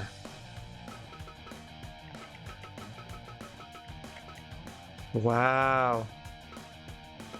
Let me try this one more time and see if they actually, like, it's inevitable that Naito agrees to show up, takes the money, and then no shows. If that's the case, then you're never getting your New Japan belt back. Oh man. Personal reasons this time. It's a different reason. They're just hell-bent on not showing up, huh? I'm not gonna let them do this to me. You show up and take your lumps. Or you show up and win your belt. Like, I'm trying to do you not like a favor, I'm trying to provide you an opportunity here. Don't you do it. There we go. Holy moly. It took some coaxing, but everybody showed up to work. Alright, let's save that now that it's happened. See, this is why I save so obsessively, because little things like that can happen, and there's no way in heck that I would want our semi-main event screwed. If they were coming into like early on in the process where I was inviting people in where I was trying to strip them of their titles, I might have just rolled with it and been like, haha, good for them. But I'm trying to give Naito the opportunity to win their title back and take it back to New Japan so that that promotion can flourish. So I felt justified in reloading that until they decided to show up for their contractually obligated match. First up, though, faction warfare, as the industry goes toe-to-toe with the Fireflies. David Houston, Matt Robinson, and Thomas Walker repping the industry against Alex Zane, Mr. Brody Lee, and the leader of the Fireflies, Bray Wyatt. Oh no, this is probably going to be elimination again, because I forgot to change the rules a second time. So enjoy this elimination 6-person tag.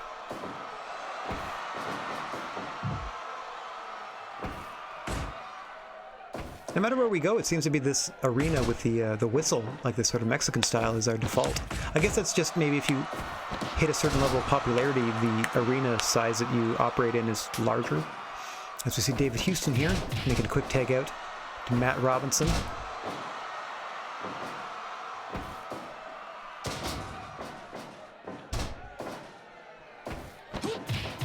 Alex Zane, on the losing end of a title opportunity last month against Xavier Woods, was put away quite handily, some would say.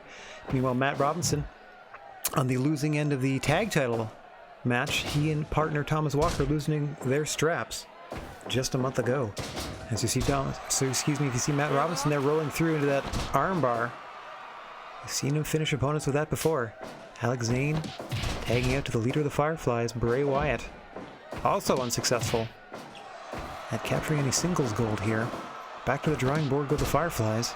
Back to more faction warfare, as we are in a somewhat unexpected elimination tag team match once again.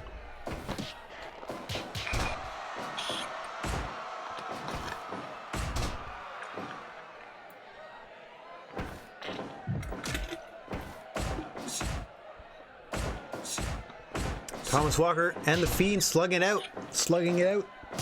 Bray Wyatt getting the better of that. Thomas Walker, as we know, will be looking for every opportunity to stab a fool in the forehead.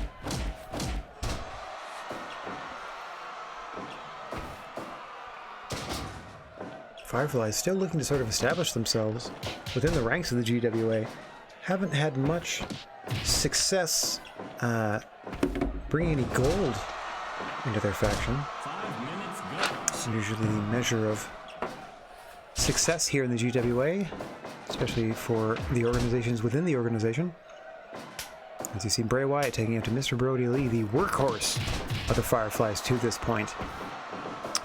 Bray Wyatt is very fortunate that Brody Lee is happy playing second fiddle.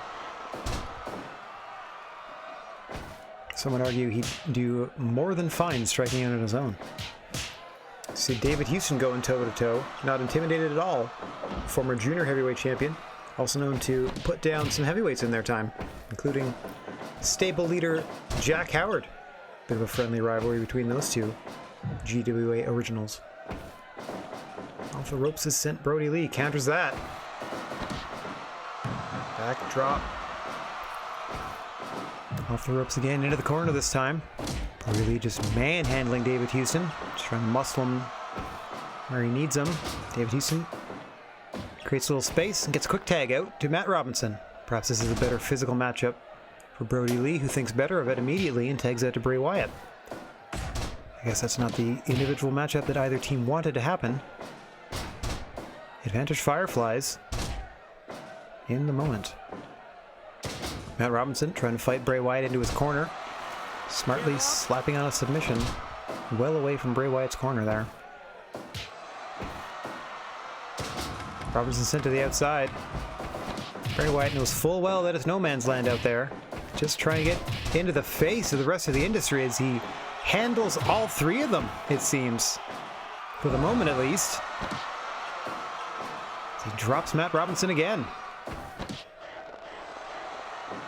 Robinson working at the mask of the Fiend just to buy himself a little bit of time to get a tag out.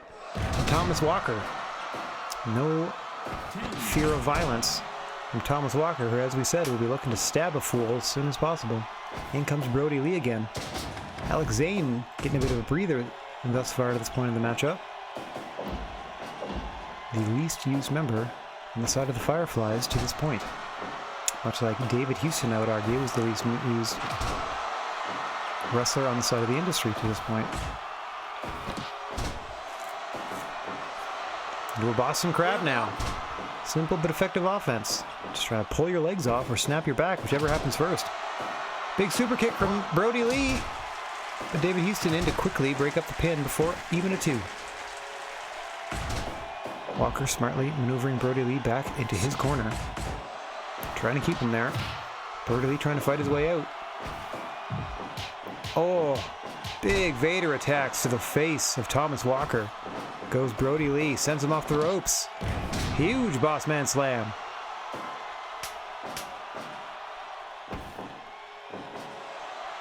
Big suplex there as the tag is made, and we see David Houston and Alex Zane, the more diminutive member of each team. Ooh, fighting for all they're worth now.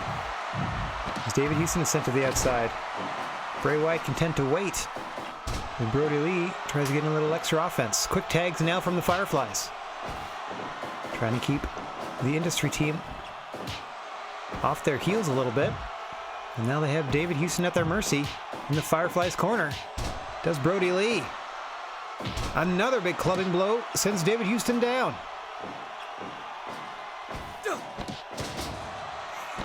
Able to fire back with the head scissors takeover.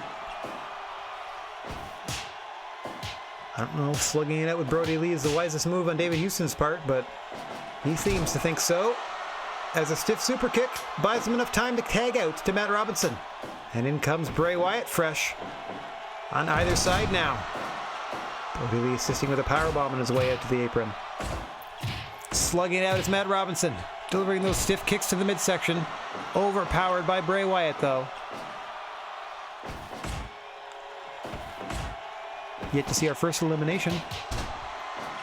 Past the 15-minute mark, heading towards 20. Pedigree dead center to Bray Wyatt. 1, 2. Alex Zane in quickly to break it up. Each team employing a smaller, faster wrestler. As you see Sister Abigail there that Matt Robinson shakes off. Useful in helping break up pins are the speedier partners. Smart of each team have a junior wrestler, more of the speed and agility style on their side. See Matt Robinson going to work here. Bray Wyatt shrugging it off though. Matt Robinson doesn't know quite what to make of it. Tags out to David Houston, but the Fiend keeps right on coming. Oh, David Houston counters with a backdrop suplex into the corner. Moonsault, too close to the ropes though. German suplex, too close to the ropes. Bray Wyatt able to grab the bottom one. Head scissor again from David Houston. Rocking and rolling now. Bray Wyatt looking to cut him off. Tags out to Brody Lee. Mandible claw from Bray Wyatt. Why not do that when you're legal, one would ask. Who knows what goes on in the mind of the Fiend as he drops David Houston in the center of the ring. But Houston able to scramble back into his corner. Interestingly enough, goes for a pin attempt on Brody Lee and gets a 2 count without applying any offensive maneuvers. There's the big amaze impact, no. Rolls him over, 1, 2, no. Brody Lee kicks out as Bray Wyatt just watches on. Upper kick from David Houston to the big man. Moonsault cover, 1, 2, no. Brody Lee out again. Angels wings now from David Houston. The greatest hits into a Lahi Stroll, 2. Brody Lee unable to get any help from his teammates as Bray Wyatt just looking on, and Alex Zane had to tag up. One's unable to even attempt to break up that pin. Brody Lee, though, powers his way out, tags out to Bray Wyatt, who's in there with Thomas Walker now. What a wild one we've had so far. Thomas Walker thinks this is it, and he hits pay dirt.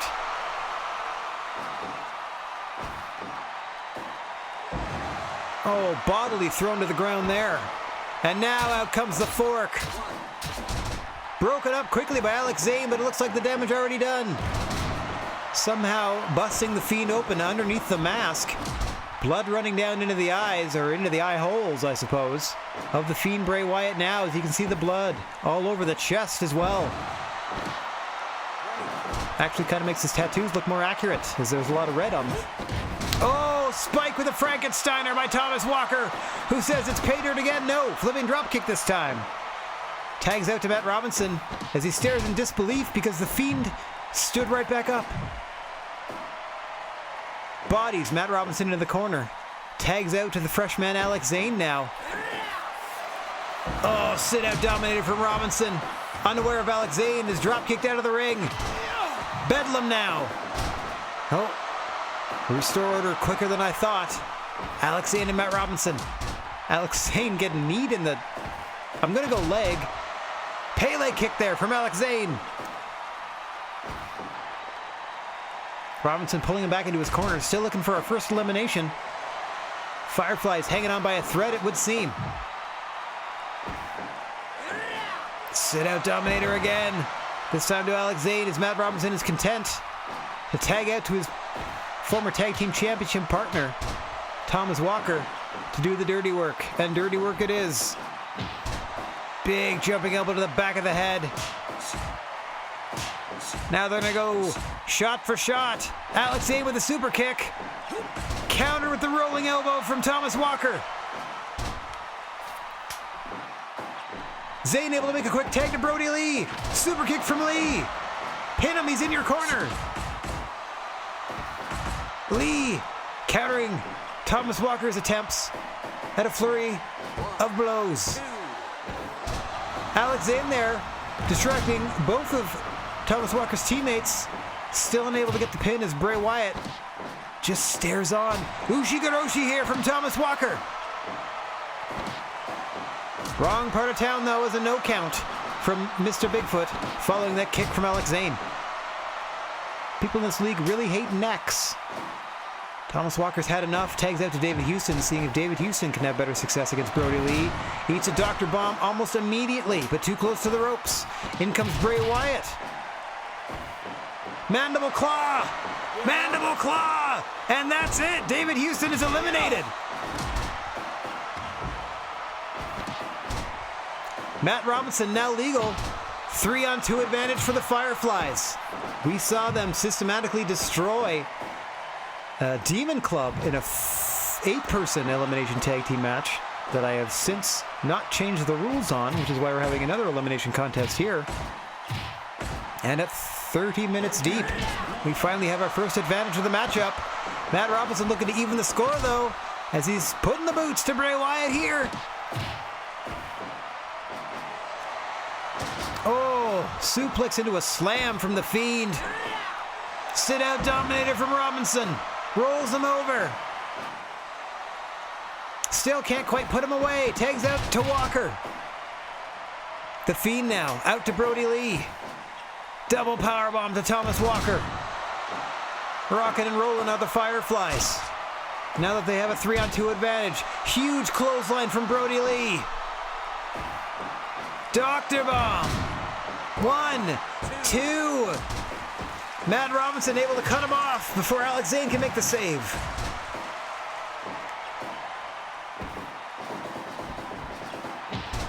We're still fighting. Thomas Walker, Brody Lee. Walker trying to fight their way back to their corner, I think. Putting Brody Lee there at the very least. Up top he goes. Oh, cutter off of Brett's rope. That's the most dangerous rope on which to do a cutter. There's that jumping European uppercut. Up top he goes. 450 splash. He's in the right corner. 2, 3. Brody Lee's eliminated. We're down to 2-on-2. Alex Zane and Bray Wyatt against Thomas Walker and Matt Robinson. Your two legal competitors at the moment, Alex Zane and Matt Robinson. Robinson off the ropes. Huge knee to the chest of Zane there. As we're back to even 2 aside here in this 3-on-3 elimination contest. Off the ropes goes Robinson. Big spinning leg lariat to the side of Alex Zane's head. Could have knocked him out, but Matt Robinson didn't have enough to make the cover. Quick cutter from Zane. Stuns Robinson. Off the ropes. Frankensteiner sends him over. Kicks to the midsection, hoping to slow Zane down. At least enough to make the tag out to Walker. Up top he goes. Big frog splash. Bray Wyatt again just stares on, knowing that Alex Zane was close enough to the ropes to grab him. Oh, Alex Zane and Bray Wyatt providing a bit of a distraction there, so Alex Zane can get that drop kick off. Big clothesline now. Tags out to Bray Wyatt. Thomas Walker dealing with Alex Zane, distracted momentarily. Shoved bodily to the mat by Bray Wyatt. And out comes the fork once again. Zane quickly in to break that up. Off the ropes he comes. Drop kick to the face of Thomas Walker, but you can see the blood flowing even more freely now from the forehead of Bray Wyatt underneath that mask. Stabbing him in the dreadlocks, I guess. Half and half. Sends Thomas Walker over and he responds with a black hole slam.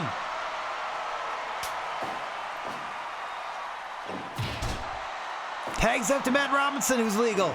Off the ropes he comes. Spin kick to the back of Bray Wyatt's head. Bleeding profusely now. Back into the corner. Diamond dust to Bray Wyatt. Rake of the eyes. The Fiend trying to fight his way back into this. Headbutt absorbed by Matt Robinson. Just bowled the Fiend over. Mandible claw. Mandible claw. That's it. Matt Robinson taps. We're down to Thomas Walker against the team of Bray Wyatt and the now legal Alex Zane. 2-on-1 again for the Fireflies, but Thomas Walker plants Alex Zane with a black hole slam and says this is it. Off the ropes with that jumping European uppercut. Into the cover, but he's too close to the ropes. Smartly, that would have been a pin attempt all the way across the ring from Bray Wyatt, who's content to stay on the apron as it is. But too close to the ropes there for Thomas Walker. That might have evened the odds into a 1-on-1 contest. Alex Zane off the ropes. Double stomp to the chest of Thomas Walker. Seems to have enraged the man as they're engaging in fisticuffs, which Alex Zane wins with a super kick. Sliding off the ropes with a drop kick to the face now. Alex Zane in firm command here, looking to impress his boss. What? Front flip leg drop. Harlem hangover. And he's pinned him. Alex Zane getting the Duke. And the Fireflies are victorious in 42 minutes even. What a matchup. That sent the crowd, well, not sent the crowd home happy. That diving, rolling guillotine drop. Yeah, that was the friggin' Harlem hangover. Wowzers. What a way to start our show. Okay, coming up next, Xavier Woods defending the GCW title against Brock Lesnar. Let's see if they fare as well as they did last month against Alex Zane. Brock Lesnar here, unfamiliar role as challenger. Was beaten last month by Daichi Hashimoto in a flash knockout. Just got a stiff knee to the face. Looking to avenge that loss. Xavier Woods building up a reputation as a tougher champion than people would initially be giving him credit for, so eagerly accepted the challenge of Brock Lesnar. Let's see if it pays dividends for the champion, or if Brock Lesnar can have their way with the current GCW champion. Claim that belt for themselves. Brock Lesnar, of course, will be looking to send Xavier Woods to Suplex City. Xavier Woods will be looking to use the power of positivity and their unorthodox sort of freestyle approach to professional wrestling to pay dividends and send them to the pay window. Maintain their grip on the GCW championship. Starting off slow here. Xavier Woods, every right to be cautious. You don't want to be caught, because as soon as Brock Lesnar starts putting together combinations of suplexes, your night could be over in a hurry. Trying to keep Lesnar off his game should be the order of the day here for Xavier Woods. Just try to stay half a step ahead of the big man. I don't know if slugging it out with him is the wisest option, but Xavier Woods showing no fear here. Down by Brock Lesnar. Oh my gosh, into a key lock. Give up. Xavier Woods able to fight his way out. Perhaps Lesnar was just toying with him. Let him escape. As Woods sends Brock Lesnar to the floor and tells him to kiss his behind. Such sass from the champion. Lesnar responds with another suplex. And a throwing German sends Woods to the floor. Kiss that, says Brock Lesnar, as he awaits Woods back in the ring. Once again, a flipping German sends Woods to the floor, but Brock falls him out this time. No countouts or disqualification out here. Anything goes. Especially that brainbuster by Xavier Woods. Surprising Brock there and then trying a face lock of sorts. Not quite known for his submission work is Xavier Woods. Interesting tactic there from the champion, who hits a Shining Wizard. And now, interesting leg lock here. I wonder who he was talking to backstage before approaching this challenge. Some new and varied offense out of Xavier Woods. Bit of a jack of all trades, master of none. As you say, more of an unorthodox or freestyle approach to professional wrestling. A little bit of this, a little bit of that. Whatever entertains and does the job, does Xavier Woods. Nothing like planting your opponent's face into the mat with the DDT, though. Gets thrown into that belly-to-belly. Brock Lesnar now starting to build momentum and get those suplexes off. Back elbow from Xavier Woods. I was going to say Brock Lesnar's going to be trying to slowly drain or quickly drain the energy of Xavier Woods, but Woods is doing a pretty good job of wearing the big man down. Able to hit that back elbow, but unable to go for a cover. Oh, it's a big throwing belly-to-belly, but rolls through to Xavier Woods. Unable to roll through that. Brock says he's got plenty left after that suplex. Big club and clothesline from the Beast Incarnate. Xavier Woods with another huge brainbuster. Pulling him away from the ropes. Thought he might go for a cover there. Doesn't think he has quite enough.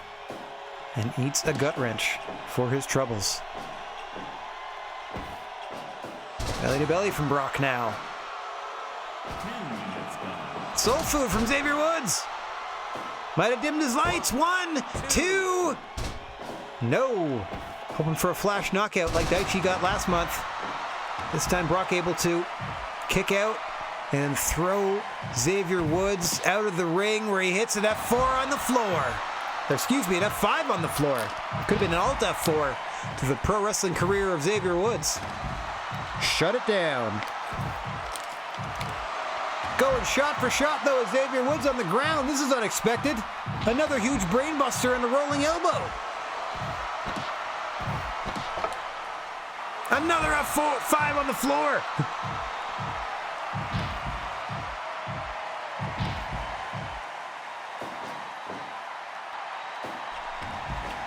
Woods back in the ring, trying to play a bit of cat and mouse, not quite working. And once again, they're slugging it out.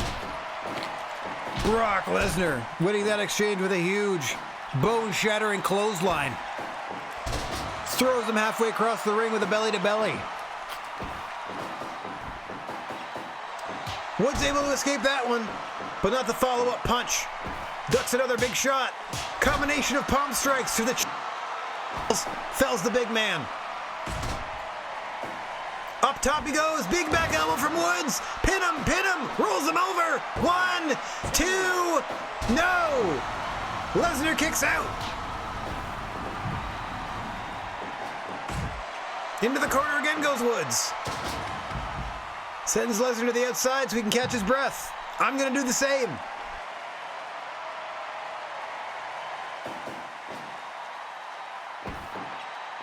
Back in they go. Throwing release German from Brock Lesnar on Xavier Woods. Soul food out of the champ. Into the cover. 1, 2, 3. Brock Lesnar knocked down again. A losing streak for the Beast Incarnate. Who would have thought? Xavier Woods, impressive again as he defends the title against Brock Lesnar. Wow, in a 5-star classic. The foot stunner. Man, that's a soul food if I ever saw it. Or eat defeat. Whatever you want to call it. Wow, what a title defense. I tip my cap to you. But we're rolling away. The MLW Championship is on the line next. Champion Jack Howard. Challenger Cash Wheeler. Let's get down. Oop. Oh, I skipped it. Hang on. No, don't you dare. Next match. Phew. Okay, phew. Once again, the referee on record. Senior official, Mr. Bigfoot.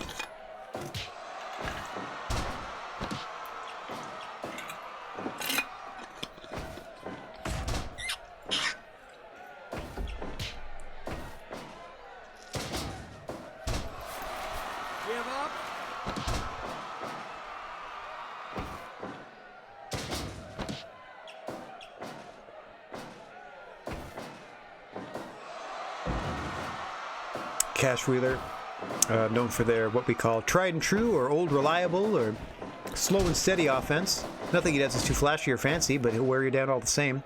Jack Howard, of course, a bit of a flashier performer, one of the OGs here in the GWA, leader of the industry. Usually seen with a championship belt around their waist here in the GWA.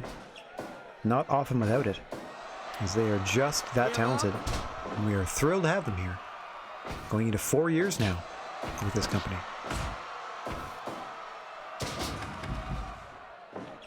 Cash Wheeler sending the champion Jack Howard out to the floor, where he is met with the rodeo stretch. That unique looking submission maneuver from the champion.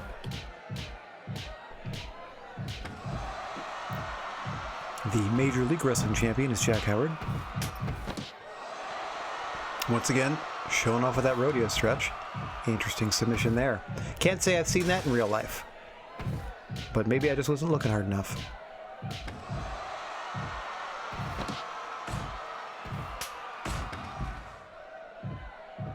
Both men fighting freely on the floor where there are no countouts or disqualifications. It is up to them to get back into the ring. The referee essentially powerless here as Jack Howard hits a big TKO to Cash Wheeler on the floor. And again, into that rodeo stretch. Maybe he knows something we don't. Cash Wheeler will be looking to blow the lungs out of Jack Howard. Jack Howard will be looking to hit that package pile driver into a Boston Crab. More submission work from Jack Howard, perhaps leery of the leg submission that Cash Wheeler has employed to win and retain championships here in the past. A couple pair of roll-ups there, just get a pair of 1 counts. Big scissor kick there from the Hollywood Hunk. Countered into a Russian leg sweep. Like I said, Cash Wheeler not the flashiest guy in the world, but his offense is effective. DDT into that polar bear. Only gets a 2. Of course, the mascot of Shiroko Mart, our main sponsor, and we're thrilled to be a part of their family and for them to be a part of yours. TKO from Jack Howard again. Buys himself some time here. Trying to get back into the swing of things and put Cash Wheeler away. Cash Wheeler looking to fight from underneath and get back into more of an even keel. Get back to some form of proper footing here in this matchup. Oh, Jack Howard having none of it. There's the cradle pile driver.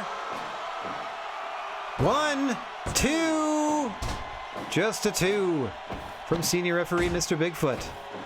Oh, almost a retention of the championship there. It's Cash Wheeler has a long way to go to get back into this one, if they can do it at all. Jack Howard with a fall-away slam into the corner. Not a big DDT. Just a combination of offensive maneuvers here. Rolling Germans from Jack Howard. Showing off. 1, 2. Only 2 again. What heart and determination from Cash Wheeler. Not giving up after what has been just a demonstration of offense by Jack Howard. Peaking with that cradle pile driver. And the 3 count. Cash Wheeler put down in 10.5 minutes. Your winner and still champion, the Hollywood Hunk, Jack Howard. See, 80%. That was just fine. That was pretty good. Good stuff. I mean, you're taking the average down a scotch, but that's okay. Because coming up next, we have some talent debuting. Newly signed to the Dragon Dojo, please welcome to the GWA ranks, earning themselves a Stardom Junior Heavyweight Championship title match just cuz. Jonathan Gresham is now here, and they're about to face Mustafa Ali.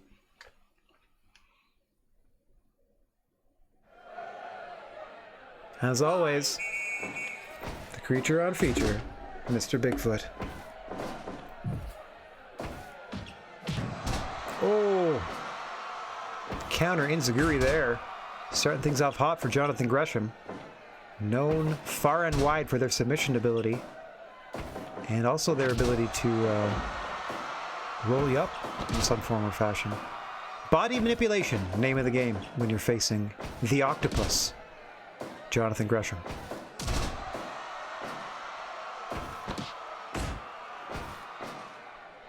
Mustafa Ali, though, not likely to be intimidated. Very much proud of that Stardom Junior Championship. As we said, the most prolific, not only Stardom Junior champion, but the most successful champion, period, in GWA history, having that 10-month, 8-defense reign. In their first go-around with the Stardom Junior belt. Here they're in their second reign here.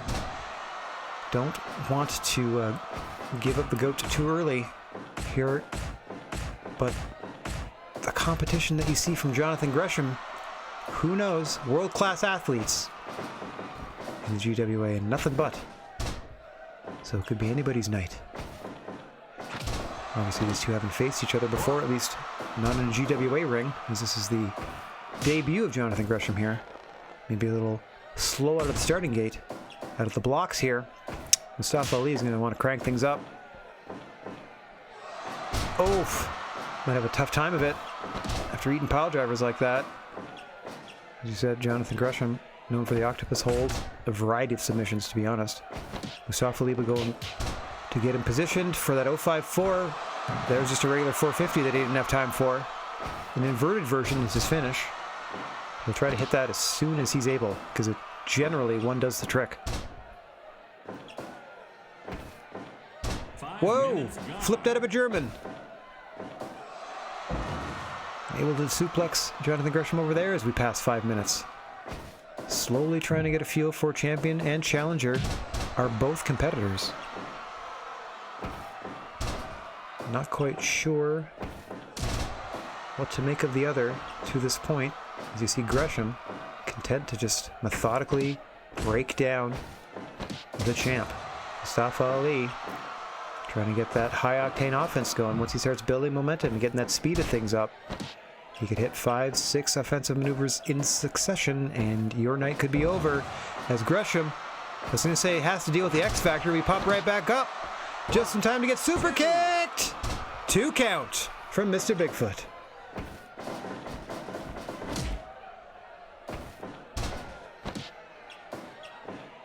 Back and forth we go. Gresham looking a bit winded here. Not quite used to the size or stamina Or sorry, it's the size of the GWA ring or the stamina involved in being in GWA ring shape. Another X Factor from Mustafa Ali keeps him down this time. Can't quite maneuver him properly near the ropes though, and Gresham is able to break the pin attempt. Dragging Mustafa away, or Ali, away from the ropes toward the center is the challenger, but Ali counters and hits an 054 in the corner. Again, too close to the ropes. Gresham able to reach out, get a toe in the bottom rope to break that pin attempt. Much to the chagrin of the champion. He plants him with a super kick. And gets rolled up for his troubles. This time it's Gresham, displaying poor ring positioning.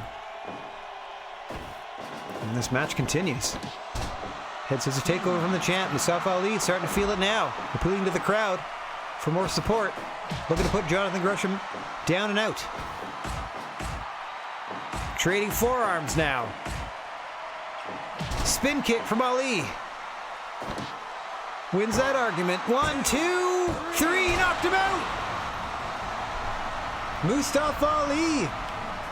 After a series of forearms with that spinning kick to the face. Dims Jonathan Gresham's lights just like that.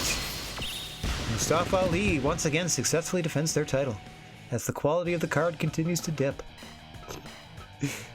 That's okay. Plenty of opportunities to take it back. As we have the NXT Championship on the line next. Finn Balor, the leader of the Demon Club, against, am I reading this right? The newest member of the industry, Tyler Bate. That's right, all the factions here have now expanded to at least 5 members. As Tyler Bate has joined the ranks of the industry, convinced that because they've been employed longer than anyone else, that they deserve more opportunity. When, as everyone knows, you earn it with your performance in the ring. It's not our fault that Tyler Bate hasn't quite set the world on fire.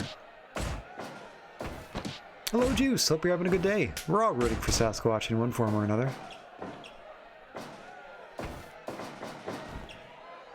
Finn Balor and Tyler Bate, obviously no strangers to one another, have wrestled each other all over most English European countries, I would imagine. And now here plying their trade in the GWA ring. Obviously not trying to run afoul of the referee, Mr. Bigfoot, who could easily rend them limb from limb, as he is a 9-foot-tall Sasquatch. Tyler Bate looking for that Tyler driver. Nope, just a butterfly suplex. Finn Balor will be looking to drop him on his head with that 1916 or possibly hit that double stomp coup de grace in defense of his title. Proud NXT champion has Finn Balor been in the past, looking to further cement that legacy with their current reign. Tyler Bate not had a lot of success.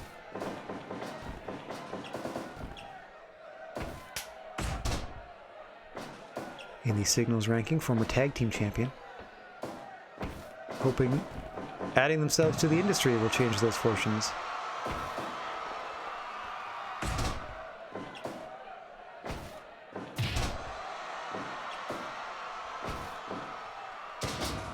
Finn with a nice slam there. Off the ropes he sends Bate, who brushes that dropkick aside. Again, Tyler Bate, one of those not the flashiest wrestler in the world. Pretty good technician.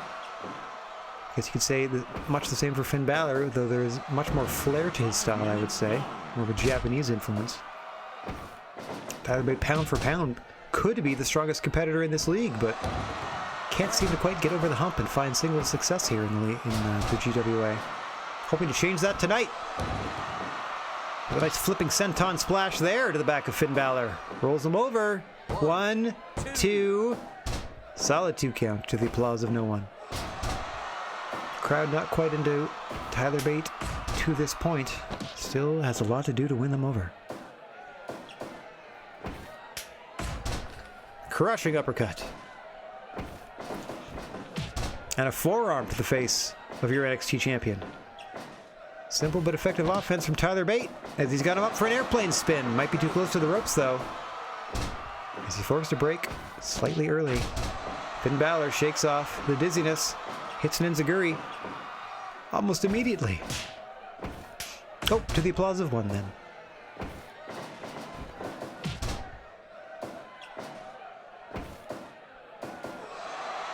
Tyler Bate with a big brainbuster close to the ropes. Drags him into a better position and elects to bring him back to his feet instead of going for the cover. Oh, wanted another chance at an airplane spin. Looking to discombobulate the champion here. Give up. For whatever reason, it is a submission move in this game and not just something that you do to dizzy your opponent. As you can see, Tyler Bate is a little worn out from that airplane spin. Doesn't have enough to get a cover attempt on Finn Balor following that kick. But he hits another butterfly, hoping to set up for that Tyler driver at some point. Here it comes. Tyler driver, 97, 1, 2. No, Finn Balor kicks. He wanted a 3-point yeah, but he got a 2.9. Up top goes Tyler Bate with a 450 splash. Nice, it's a favorite. The airplane spin is absolutely a favorite move of, hey, let's do this to a kid. And then we'll just spin in a circle and they'll laugh like fools. That's a real good way to, yeah. Good choice, bud. Stuffed with that brainbuster is Tyler Bate, who shrugs it off and is able to immediately suplex Finn Balor and hit another 450, but again, too close to the ropes.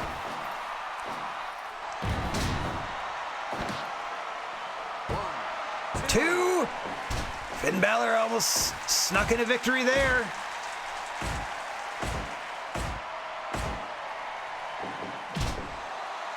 Tyler Bate winning that strike exchange with a meaty drop kick to the chest. Now he's got him in a giant swing.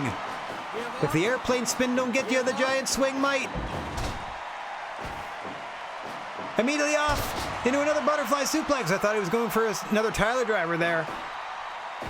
With Finn Balor being dizzy, but still pressing the advantage is Tyler Bate. It seems that his affiliation with the industry has lit a fire under the young man. Back up to another airplane spin. Too close to the ropes somehow. And he's content to throw Finn Balor to the floor. Follows him out this time. Dives over the ropes. Tyler Bate going for broke. Now they're out on the floor. No count out. No DQ. All Tyler driver to the mat there. Finn Balor counters. Oh, big backdrop. Another Tyler driver on the floor. You can't win the title out there, though. Finn Balor back into the ring. Tyler Bate takes a moment. 1916 from Finn Balor. Into the cover. 1, 2. Tyler Bate kicks out. Another 1916. Drags him away from the ropes. 1, 2. No, Tyler Bate out again. What hard determination from the young man.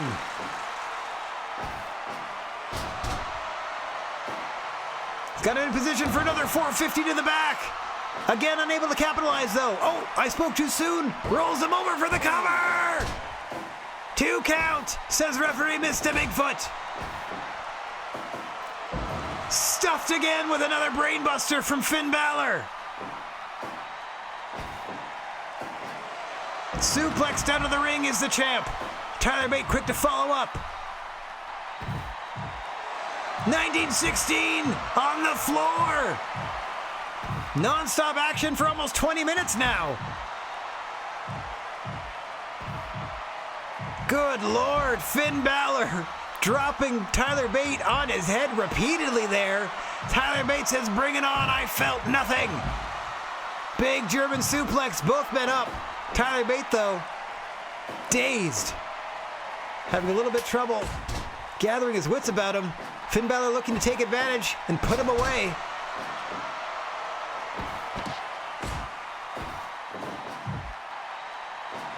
Tyler Bate in the corner with a big clothesline. Avoids the suplex. Couple of knees to the gut. Blocks the Tyler driver.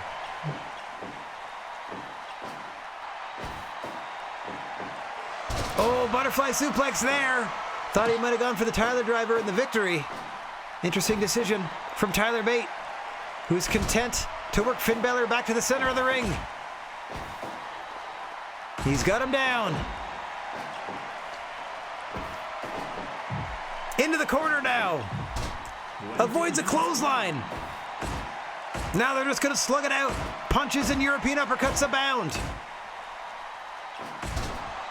Knife edge chop to the forehead of Tyler Bate.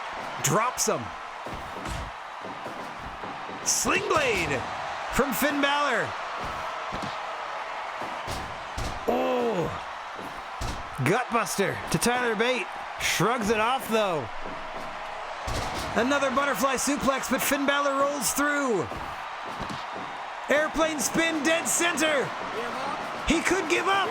This is somehow a submission. This could do it. No, Finn Balor able to fight his way free. 1916 drops him again on his dome. Tyler Bate pops up. Butterfly suplex. Oh, a huge forearm shot to the face and one to the back of the head. Stomping on his neck now. 1916 from Balor and counter. 1, 2. No, Tyler Bate kicks out. What a matchup here. Run-of-the-mill DDT from Finn Balor there. Couldn't quite get him up for the 1916. Avoids the airplane spin that time. Not this time. Mr. Bigfoot in position. Is he gonna submit? No, Finn Balor escapes again. Tyler Bate, thrown from the ring, immediately returns. Finn Balor says this is it. What does he have in store? Getting uppercutted in the face, it seems. Drop kick to the face from Tyler Bate. Balor up first. Balor down first. Butterfly suplex for the love of God hit a Tyler driver. Oh, rolling elbow combo from Balor. Could have knocked him out there. A second one. Gonna make sure this time. Clutching at the neck is Tyler Bate. Suplexed out of the ring as we approach 26 minutes plus. Roll up. Something easy breezy. That'll do it. Tyler Bate knocked for a loop after a series of blows to the head. Finn Balor is able to schoolboy him. Roll him up for that victory in retention of the NXT Championship. The old backslide. What a matchup. I only hope that Tyler Bate is not hurt, as they were once again clutching at their neck. People in this league hate necks, I'm sorry to say. We'll see how the necks of the next competitors hold up. As in match number 6, we got 5 more to go. That's only halfway through the card. Daniel Bryan and Walter, representing Dragon Dojo and defending their tag team championship gold, are going to face, representing the Demon Club, after we just saw their leader retain their belt, representing Demon Club, Penta El Zero M, and the newest member, Tony Storm. Let's get down to the ring and see how this is going to shake out for the tag team gold. There's the opening whistle, and we are underway.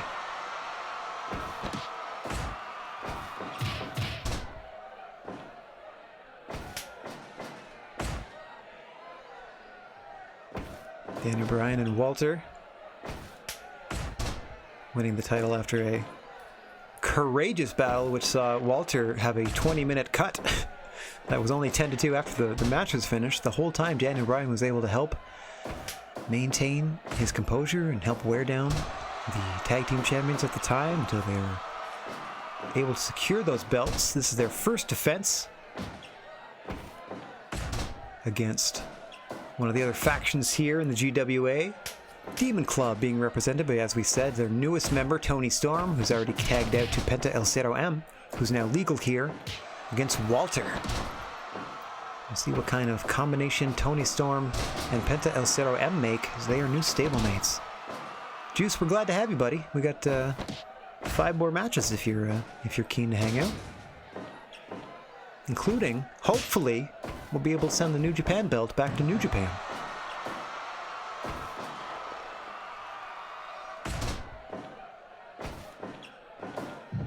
Walter here smartly working Penta El Zero M into the championship corner.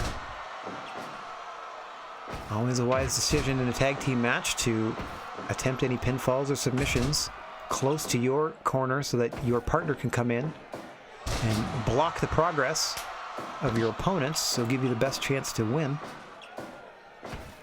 As you see, quick tags made by the champion. Champions as they are isolating Penta El Zero M at the moment, who might be looking to make a quick tag out here.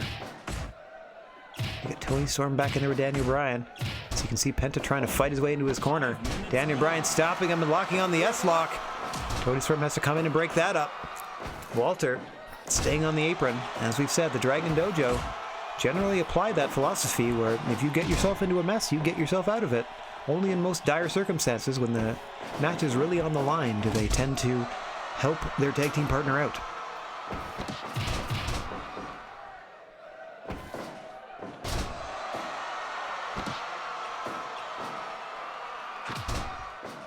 Big boot there to the mush of Tony Storm from Daniel Bryan.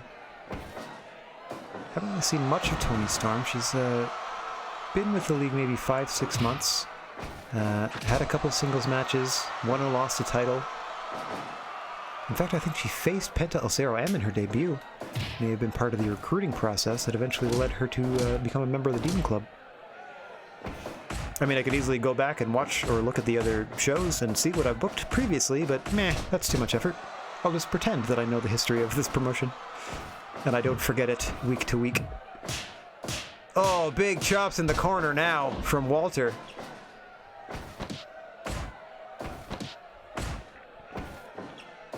Oh, reversed it in the corner now. Oh, Tony Storm didn't get the opportunity to retaliate. As we said, Walter, big meaty man slapping meats. Not the flashiest offense, but he puts everything he has into everything he throws at you, and most of it is bodily thrown at you. Penta El Zero M back into the matchup now.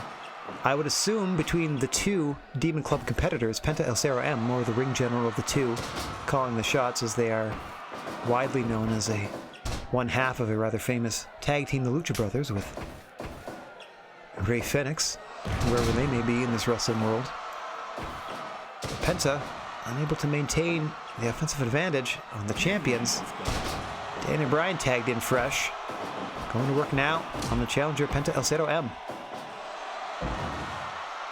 who, as we have said previously, Penta likes to go home in about 10 minutes in a singles contest, so probably looking for that early knockout shot in a tag team matchup as well. Let's see what he does here on the floor against Daniel Bryan. There are no countouts or disqualifications, remember. No man's land on the floor.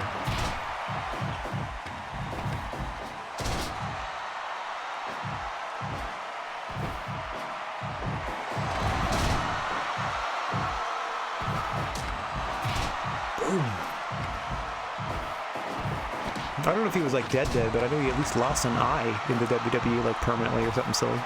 Did Ray. Back crack! Backstabber there from Penta El Zero M, as meanwhile in the ring, Walter has the Gojira clutch on Tony Storm for a period of time, following it up with a meaty headbutt there. Tony Storm though, Tiger Driver.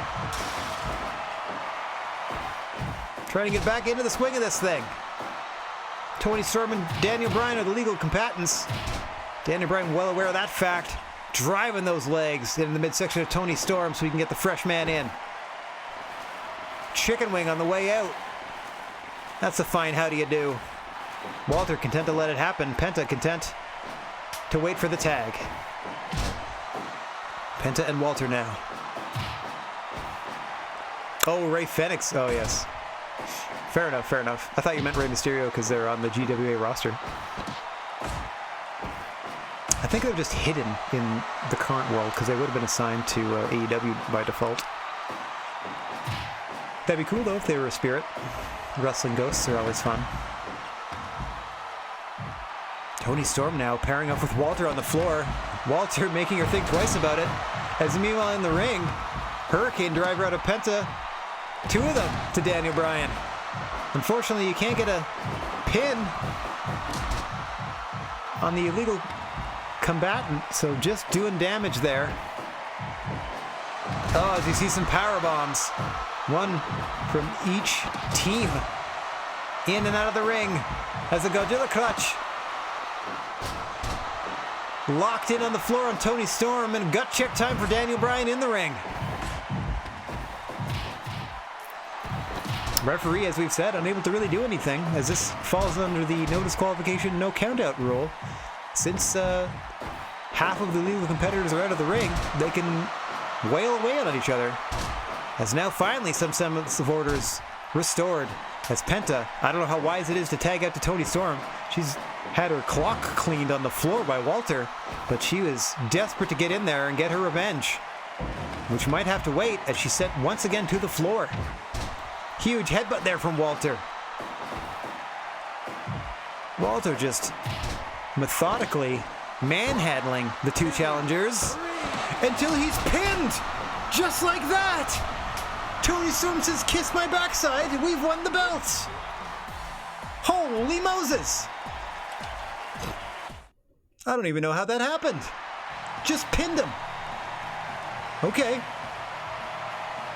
I mean, I'm not complaining because the crowd loved it. What a surprise. Toni Storm knocks Walter clean out somehow and pins him. Oh, the aforementioned Rey Mysterio. I mean, incorrectly aforementioned, but aforementioned nonetheless, is here to take on Will Ospreay for the Stardom belt. Let's get to the ring. Yeah, I don't know about that finish to that last one. I sense an automatic rematch. I'll make a note of that for next month. That was a little sketchy. They were doing so well, and then all of a sudden, especially after Toni had taken the majority of the punishment on the floor, to surprise Walter like that and get a pin that quickly, he's probably tearing the locker room apart. I know I would be. Meanwhile, though, Rey Mysterio in a bit of an old school look here. In defense. Oh, excuse me, in challenging for this title to Will Ospreay. Who is, of course, and let me look at the list of champions here. The Stardom champion is Will Ospreay. Give up. I think. Yeah, I think so. I wish they would come down with their belts or acknowledge them in any way during the match, after the match, other than the new champion or title defense text.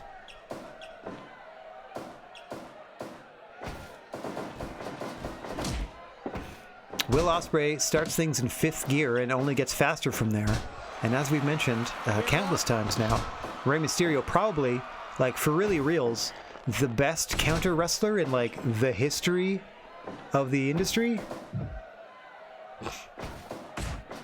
Like, who's won more high-profile matches or championships by countering somebody's move into a roll-up than Rey Mysterio?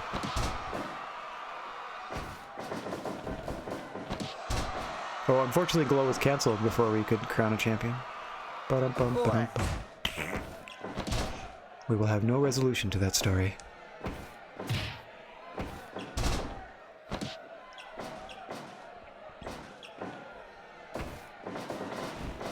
Who, Ospreay? Ospreay is enormous.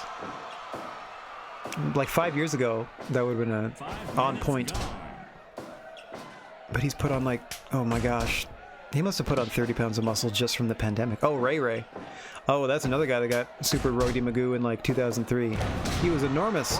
Shooting star press? No.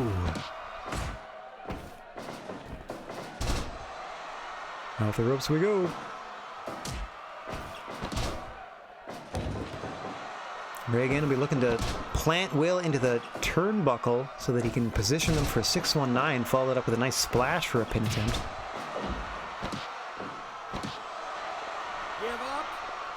Give up. Will Ospreay looking to hit that Stormbreaker.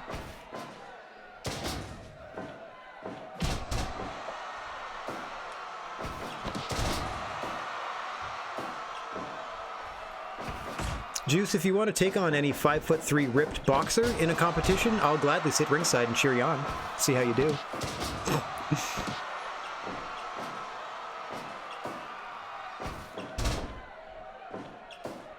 Rey Mysterio again. Normally content to let the opponent take their fight to him, and as we said, counter what they're doing. Sort of a wait-and-see approach. Needs to adopt a more aggressive style, as Will Ospreay is demonstrating there with that elevated reverse DDT.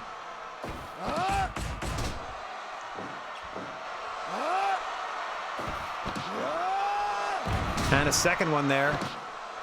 The screaming makes it hurt more. 2. Just 2, says our senior official, a Senior Sasquatch.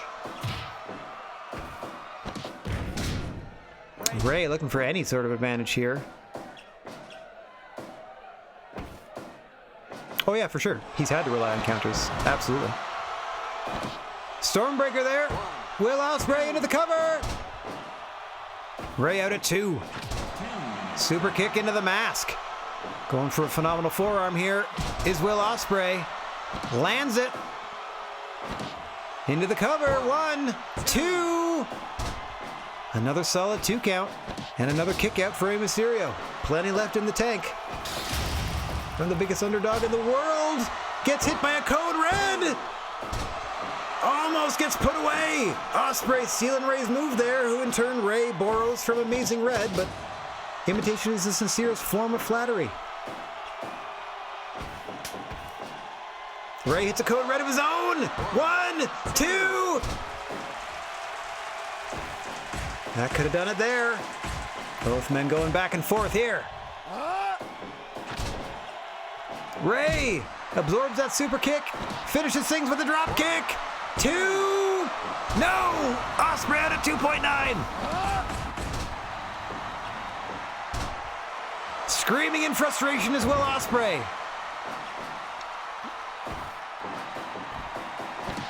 Standing Spanish fly, dead center. Hooks the leg deep. 2, 3. Will Ospreay retains with a standing Spanish fly. Pretty fly for a white guy is Will Ospreay in defense of the Stardom Championship.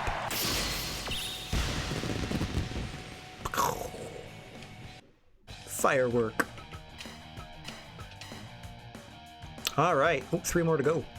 Coming up next, NWA champion Daichi Hashimoto, representing Dragon Dojo, takes on Scorpio Sky, returning to action after taking last month off. Daichi coming off that huge win against Brock Lesnar last month. Had a little bit of swagger to his step.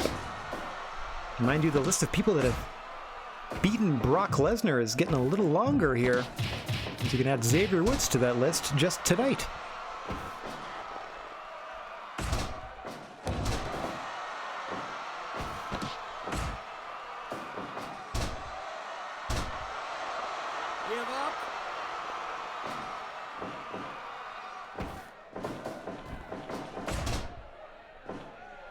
Scorpio Sky, a longtime veteran of the American independent scene, another sort of jack-of-all-trades wrestler that doesn't have sort of a signature style you could necessarily pin down. They're just very adaptable, pliable athlete, let's say, and able to sort of adjust based on what their opponent is doing. And Daichi Hashimoto, known for those strikes, those kicks, those knees, loves the Shining Wizard.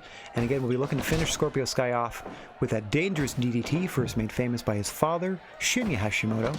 Meanwhile, Scorpio Sky will be looking to plant Daichi Hashimoto face first into the mat with a TKO. Big kick to the ribs there from Daichi Hashimoto in the early going of this contest. Scorpio Sky countering the head scissor takeover. Both men going back and forth, wearing the other down.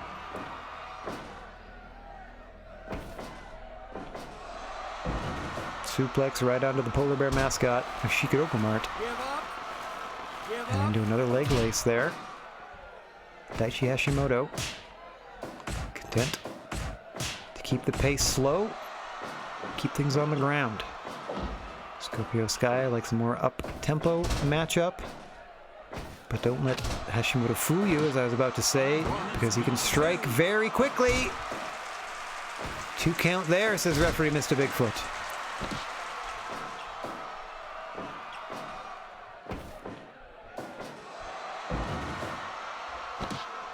Daichi methodically back to work.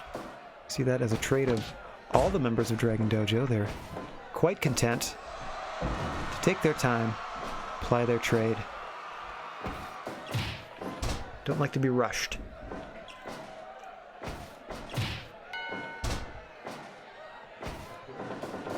Okay. Off the top of the 450 goes Scorpio Sky. Just a 2 from Mr. Bigfoot. Oh, I thought it might have been that TKO, but it was gut check time there for Daichi Hashimoto. Another 2 count. Getting closer to Scorpio Sky. Champion reeling a little bit. Trying to reestablish themselves with a huge knee to the face off the ropes.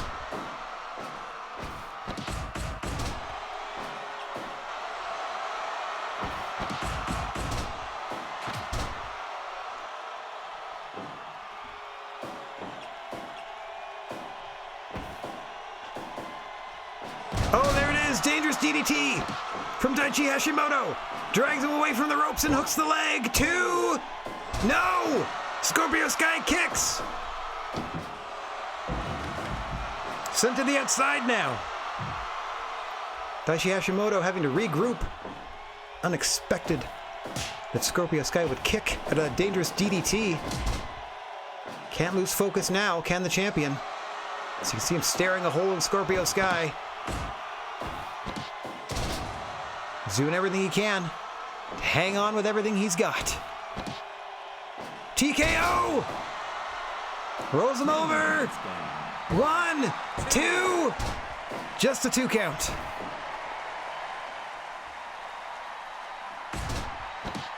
Oh no. There is that deadly camel clutch dragon sleeper. I say oh no because it looks so painful. Hashimoto able to break free and drop Scorpio with a kick to the face. No! The match continues. Jumping DDT from Hashimoto.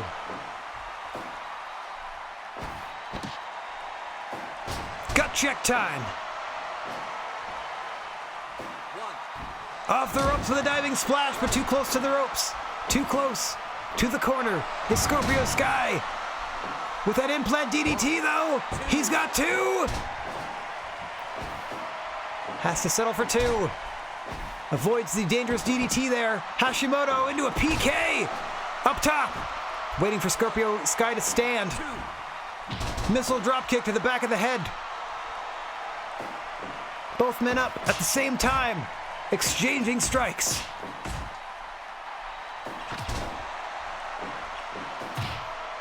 Champion getting the best of that with a spin kick to the head. Working the challenger to the middle of the ring. Armbar. Simple but effective. Scorpio Sky has to tap. Nowhere to go. Tap or snap. And he chose to tap out before Daichi Hashimoto broke his arm. A successful defense of the NWA Championship for Daichi Hashimoto.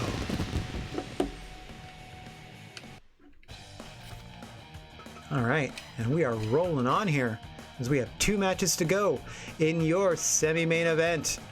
Representing New Japan, in comes Tetsuya Naito to challenge GWA Zeus for the New Japan Heavyweight Championship, aka the IWGP Championship. We're trying desperately to get New Japan their belt back. Let's see if Tetsuya Naito is the performer to do it.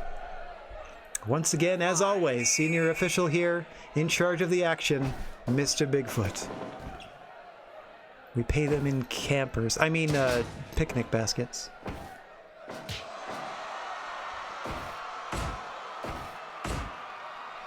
Tetsuya Naito, leader of Los Ingobernables de Japón. Currently, in real life, is the IWGP and IWGP Intercontinental Champions simultaneously. Looking in this fantasy world to bring that New Japan belt, the main New Japan title, back to New Japan, which has been absent from since the 2nd month of this universe existing. So for over 3 years now, going on 4 years, New Japan has been without their main champion. We're doing our best, at least providing an opportunity for their athletes to come and win that title and take it back, because Lord knows we have enough belts on our own. So at great expense, I might add, Tetsuya Naito is here. Cost us about $250,000 to get him for this show. Luckily, we were able to increase our ticket prices.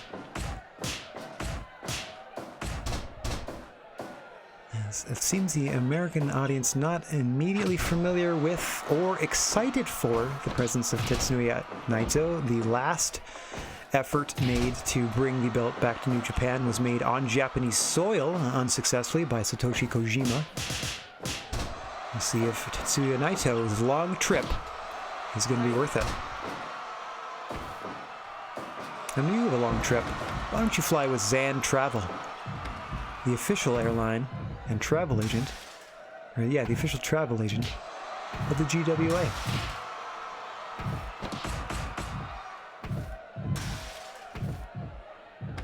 Oh, snap suplex on the ground, but Zeus is up first. Zeus, as we know, will be looking to hit choke slam, jackhammer.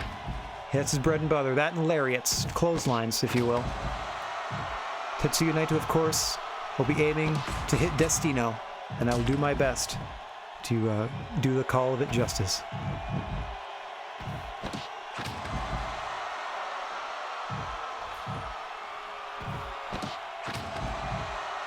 Both men can take their time on the floor as there are no countouts or disqualifications. Neither, of course, opting for a weapon. Bit of respect there between the two athletes, which is nice to see. 1, 2. 2 count there for Tetsuya Naito. That quick dragon suplex. With a bridge. Zeus avoiding that low drop kick. Destino! Zeus hits Destino on Tetsuya Naito! Unable to follow up, though. I think he confused himself, flipping himself over like that. And now one for Zeus. Destino! 1, 2. Just 2. Big choke slam from Zeus into the cover. 1, 2. Almost puts Naito away. A second one. 1, 2. No. Stronger kick out this time from Tetsuya Naito. Big jumping elbow. Champion and challenger not wasting any time. Have we seen finishers aplenty so far? Oh. Huge front drop kick from the massive legs of Zeus. Naito isn't done though. Too smart for that, he says. 10 minutes down. Both men slugging it out. Center of the ring. Naito with that spin kick getting the best of that exchange. Gets that low drop kick. Off the ropes he goes. Another drop kick to the leg. Trying to take the base out from the power man Zeus.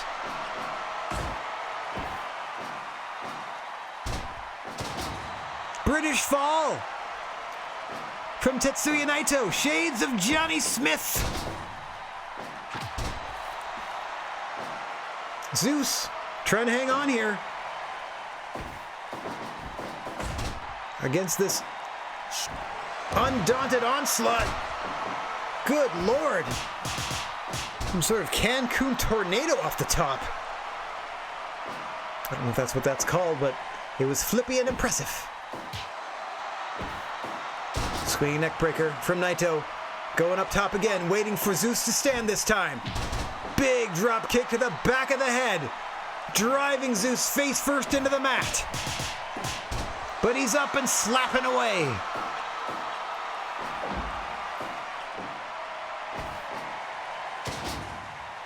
Up top again goes Naito. Too close to the ropes.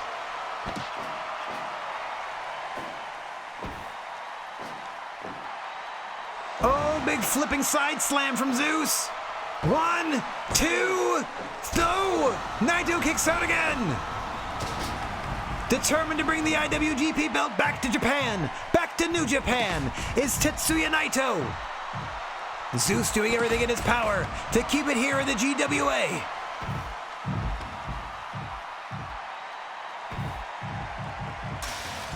Thrown into the guardrail now. Both men in no man's land as anything goes on the floor. Naito's got something in mind. Another British fall. Zeus pops right back up though. Huge elbows to the face of Naito. Clubbing clothesline that time. Send all the way across into the opposite guardrail is Zeus. Naito says this is it.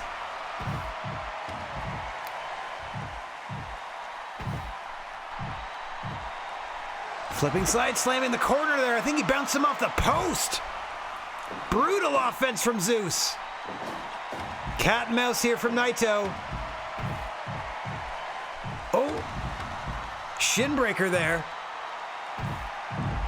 Again, back to the earlier strategy of trying to work Zeus's legs. Oh, jeepers. Clothesline turns him inside out.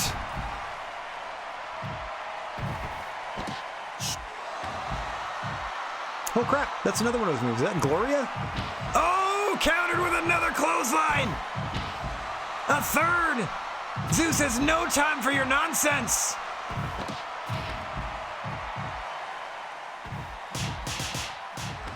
Vicious strikes from the champion. Folds him over again with a lariat. Destino!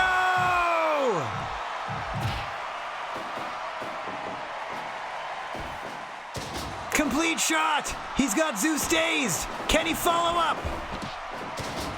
Head scissors the champion to the corner.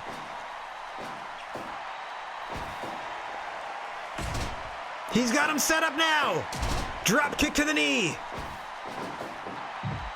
Zeus has an opportunity here. Off the ropes. Bowled over. Naito says this is it. Up top he goes. 1, 2. No, Zeus kicks out. As we've passed the 20-minute mark now. Both men giving it all they've got.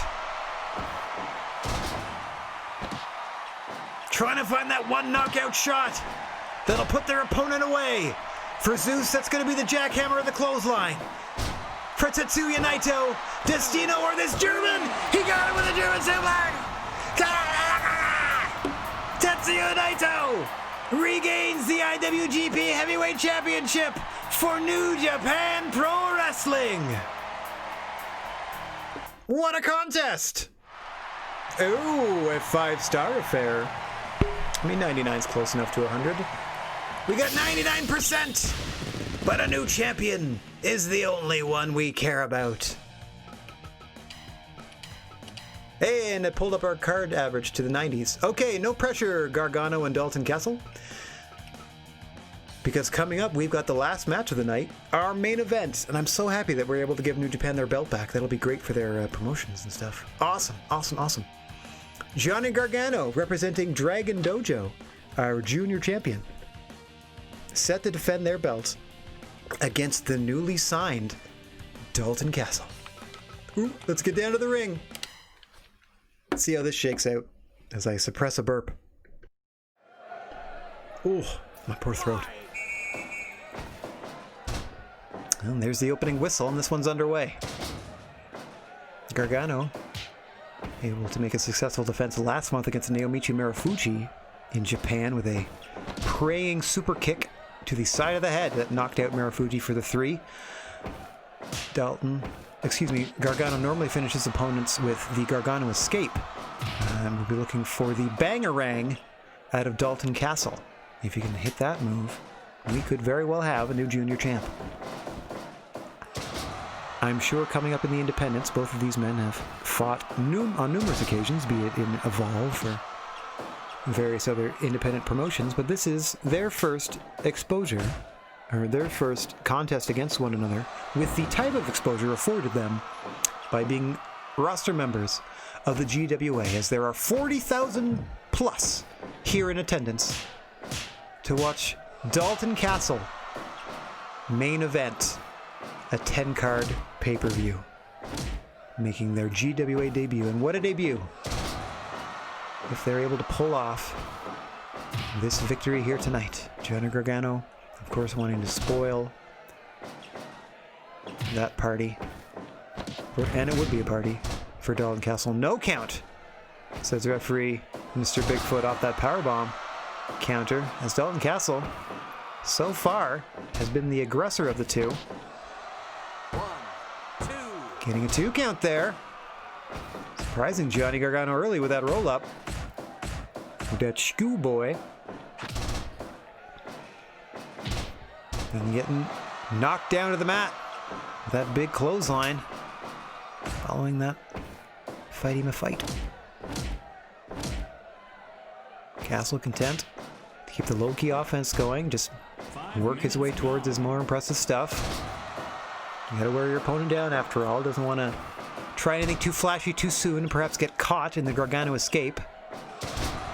But certainly able to execute something as nice as that wrist clutch exploder. That's gonna lead them to victory if you can hit a few more moves like that. Gargano's gonna need to stop this momentum sooner rather than later.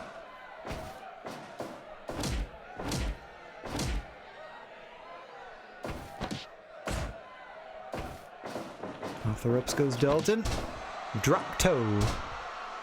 Not enough to get any sustained advantage for either competitor to this point. As you've seen, Dalton, as you've seen, been throwing more stuff than has Johnny, but hasn't quite had the effect I think Dalton has been hoping for in the opening minutes of this contest. We'll see if Johnny and Gargano can get themselves back into this, turn the table back in their favor. As Dalton Castle starting to feel it from the crowd now. Doesn't normally get warmed up for a good 10-15 minutes in their match. There we go. Once again trying to hear it from the crowd. Oh, and here goes the Gargano escape. Johnny's got an opportunity to lock it on, and he'll do just that. Now, once he knows he can get it on you, he'll be relentless in further attempting that hold over and over again.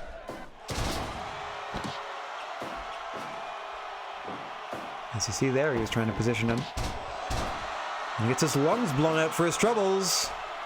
Into the cover goes Dalton. 2! Almost puts Gargano away there. Hard to kick out when you can't breathe. Gargano managed to just escape.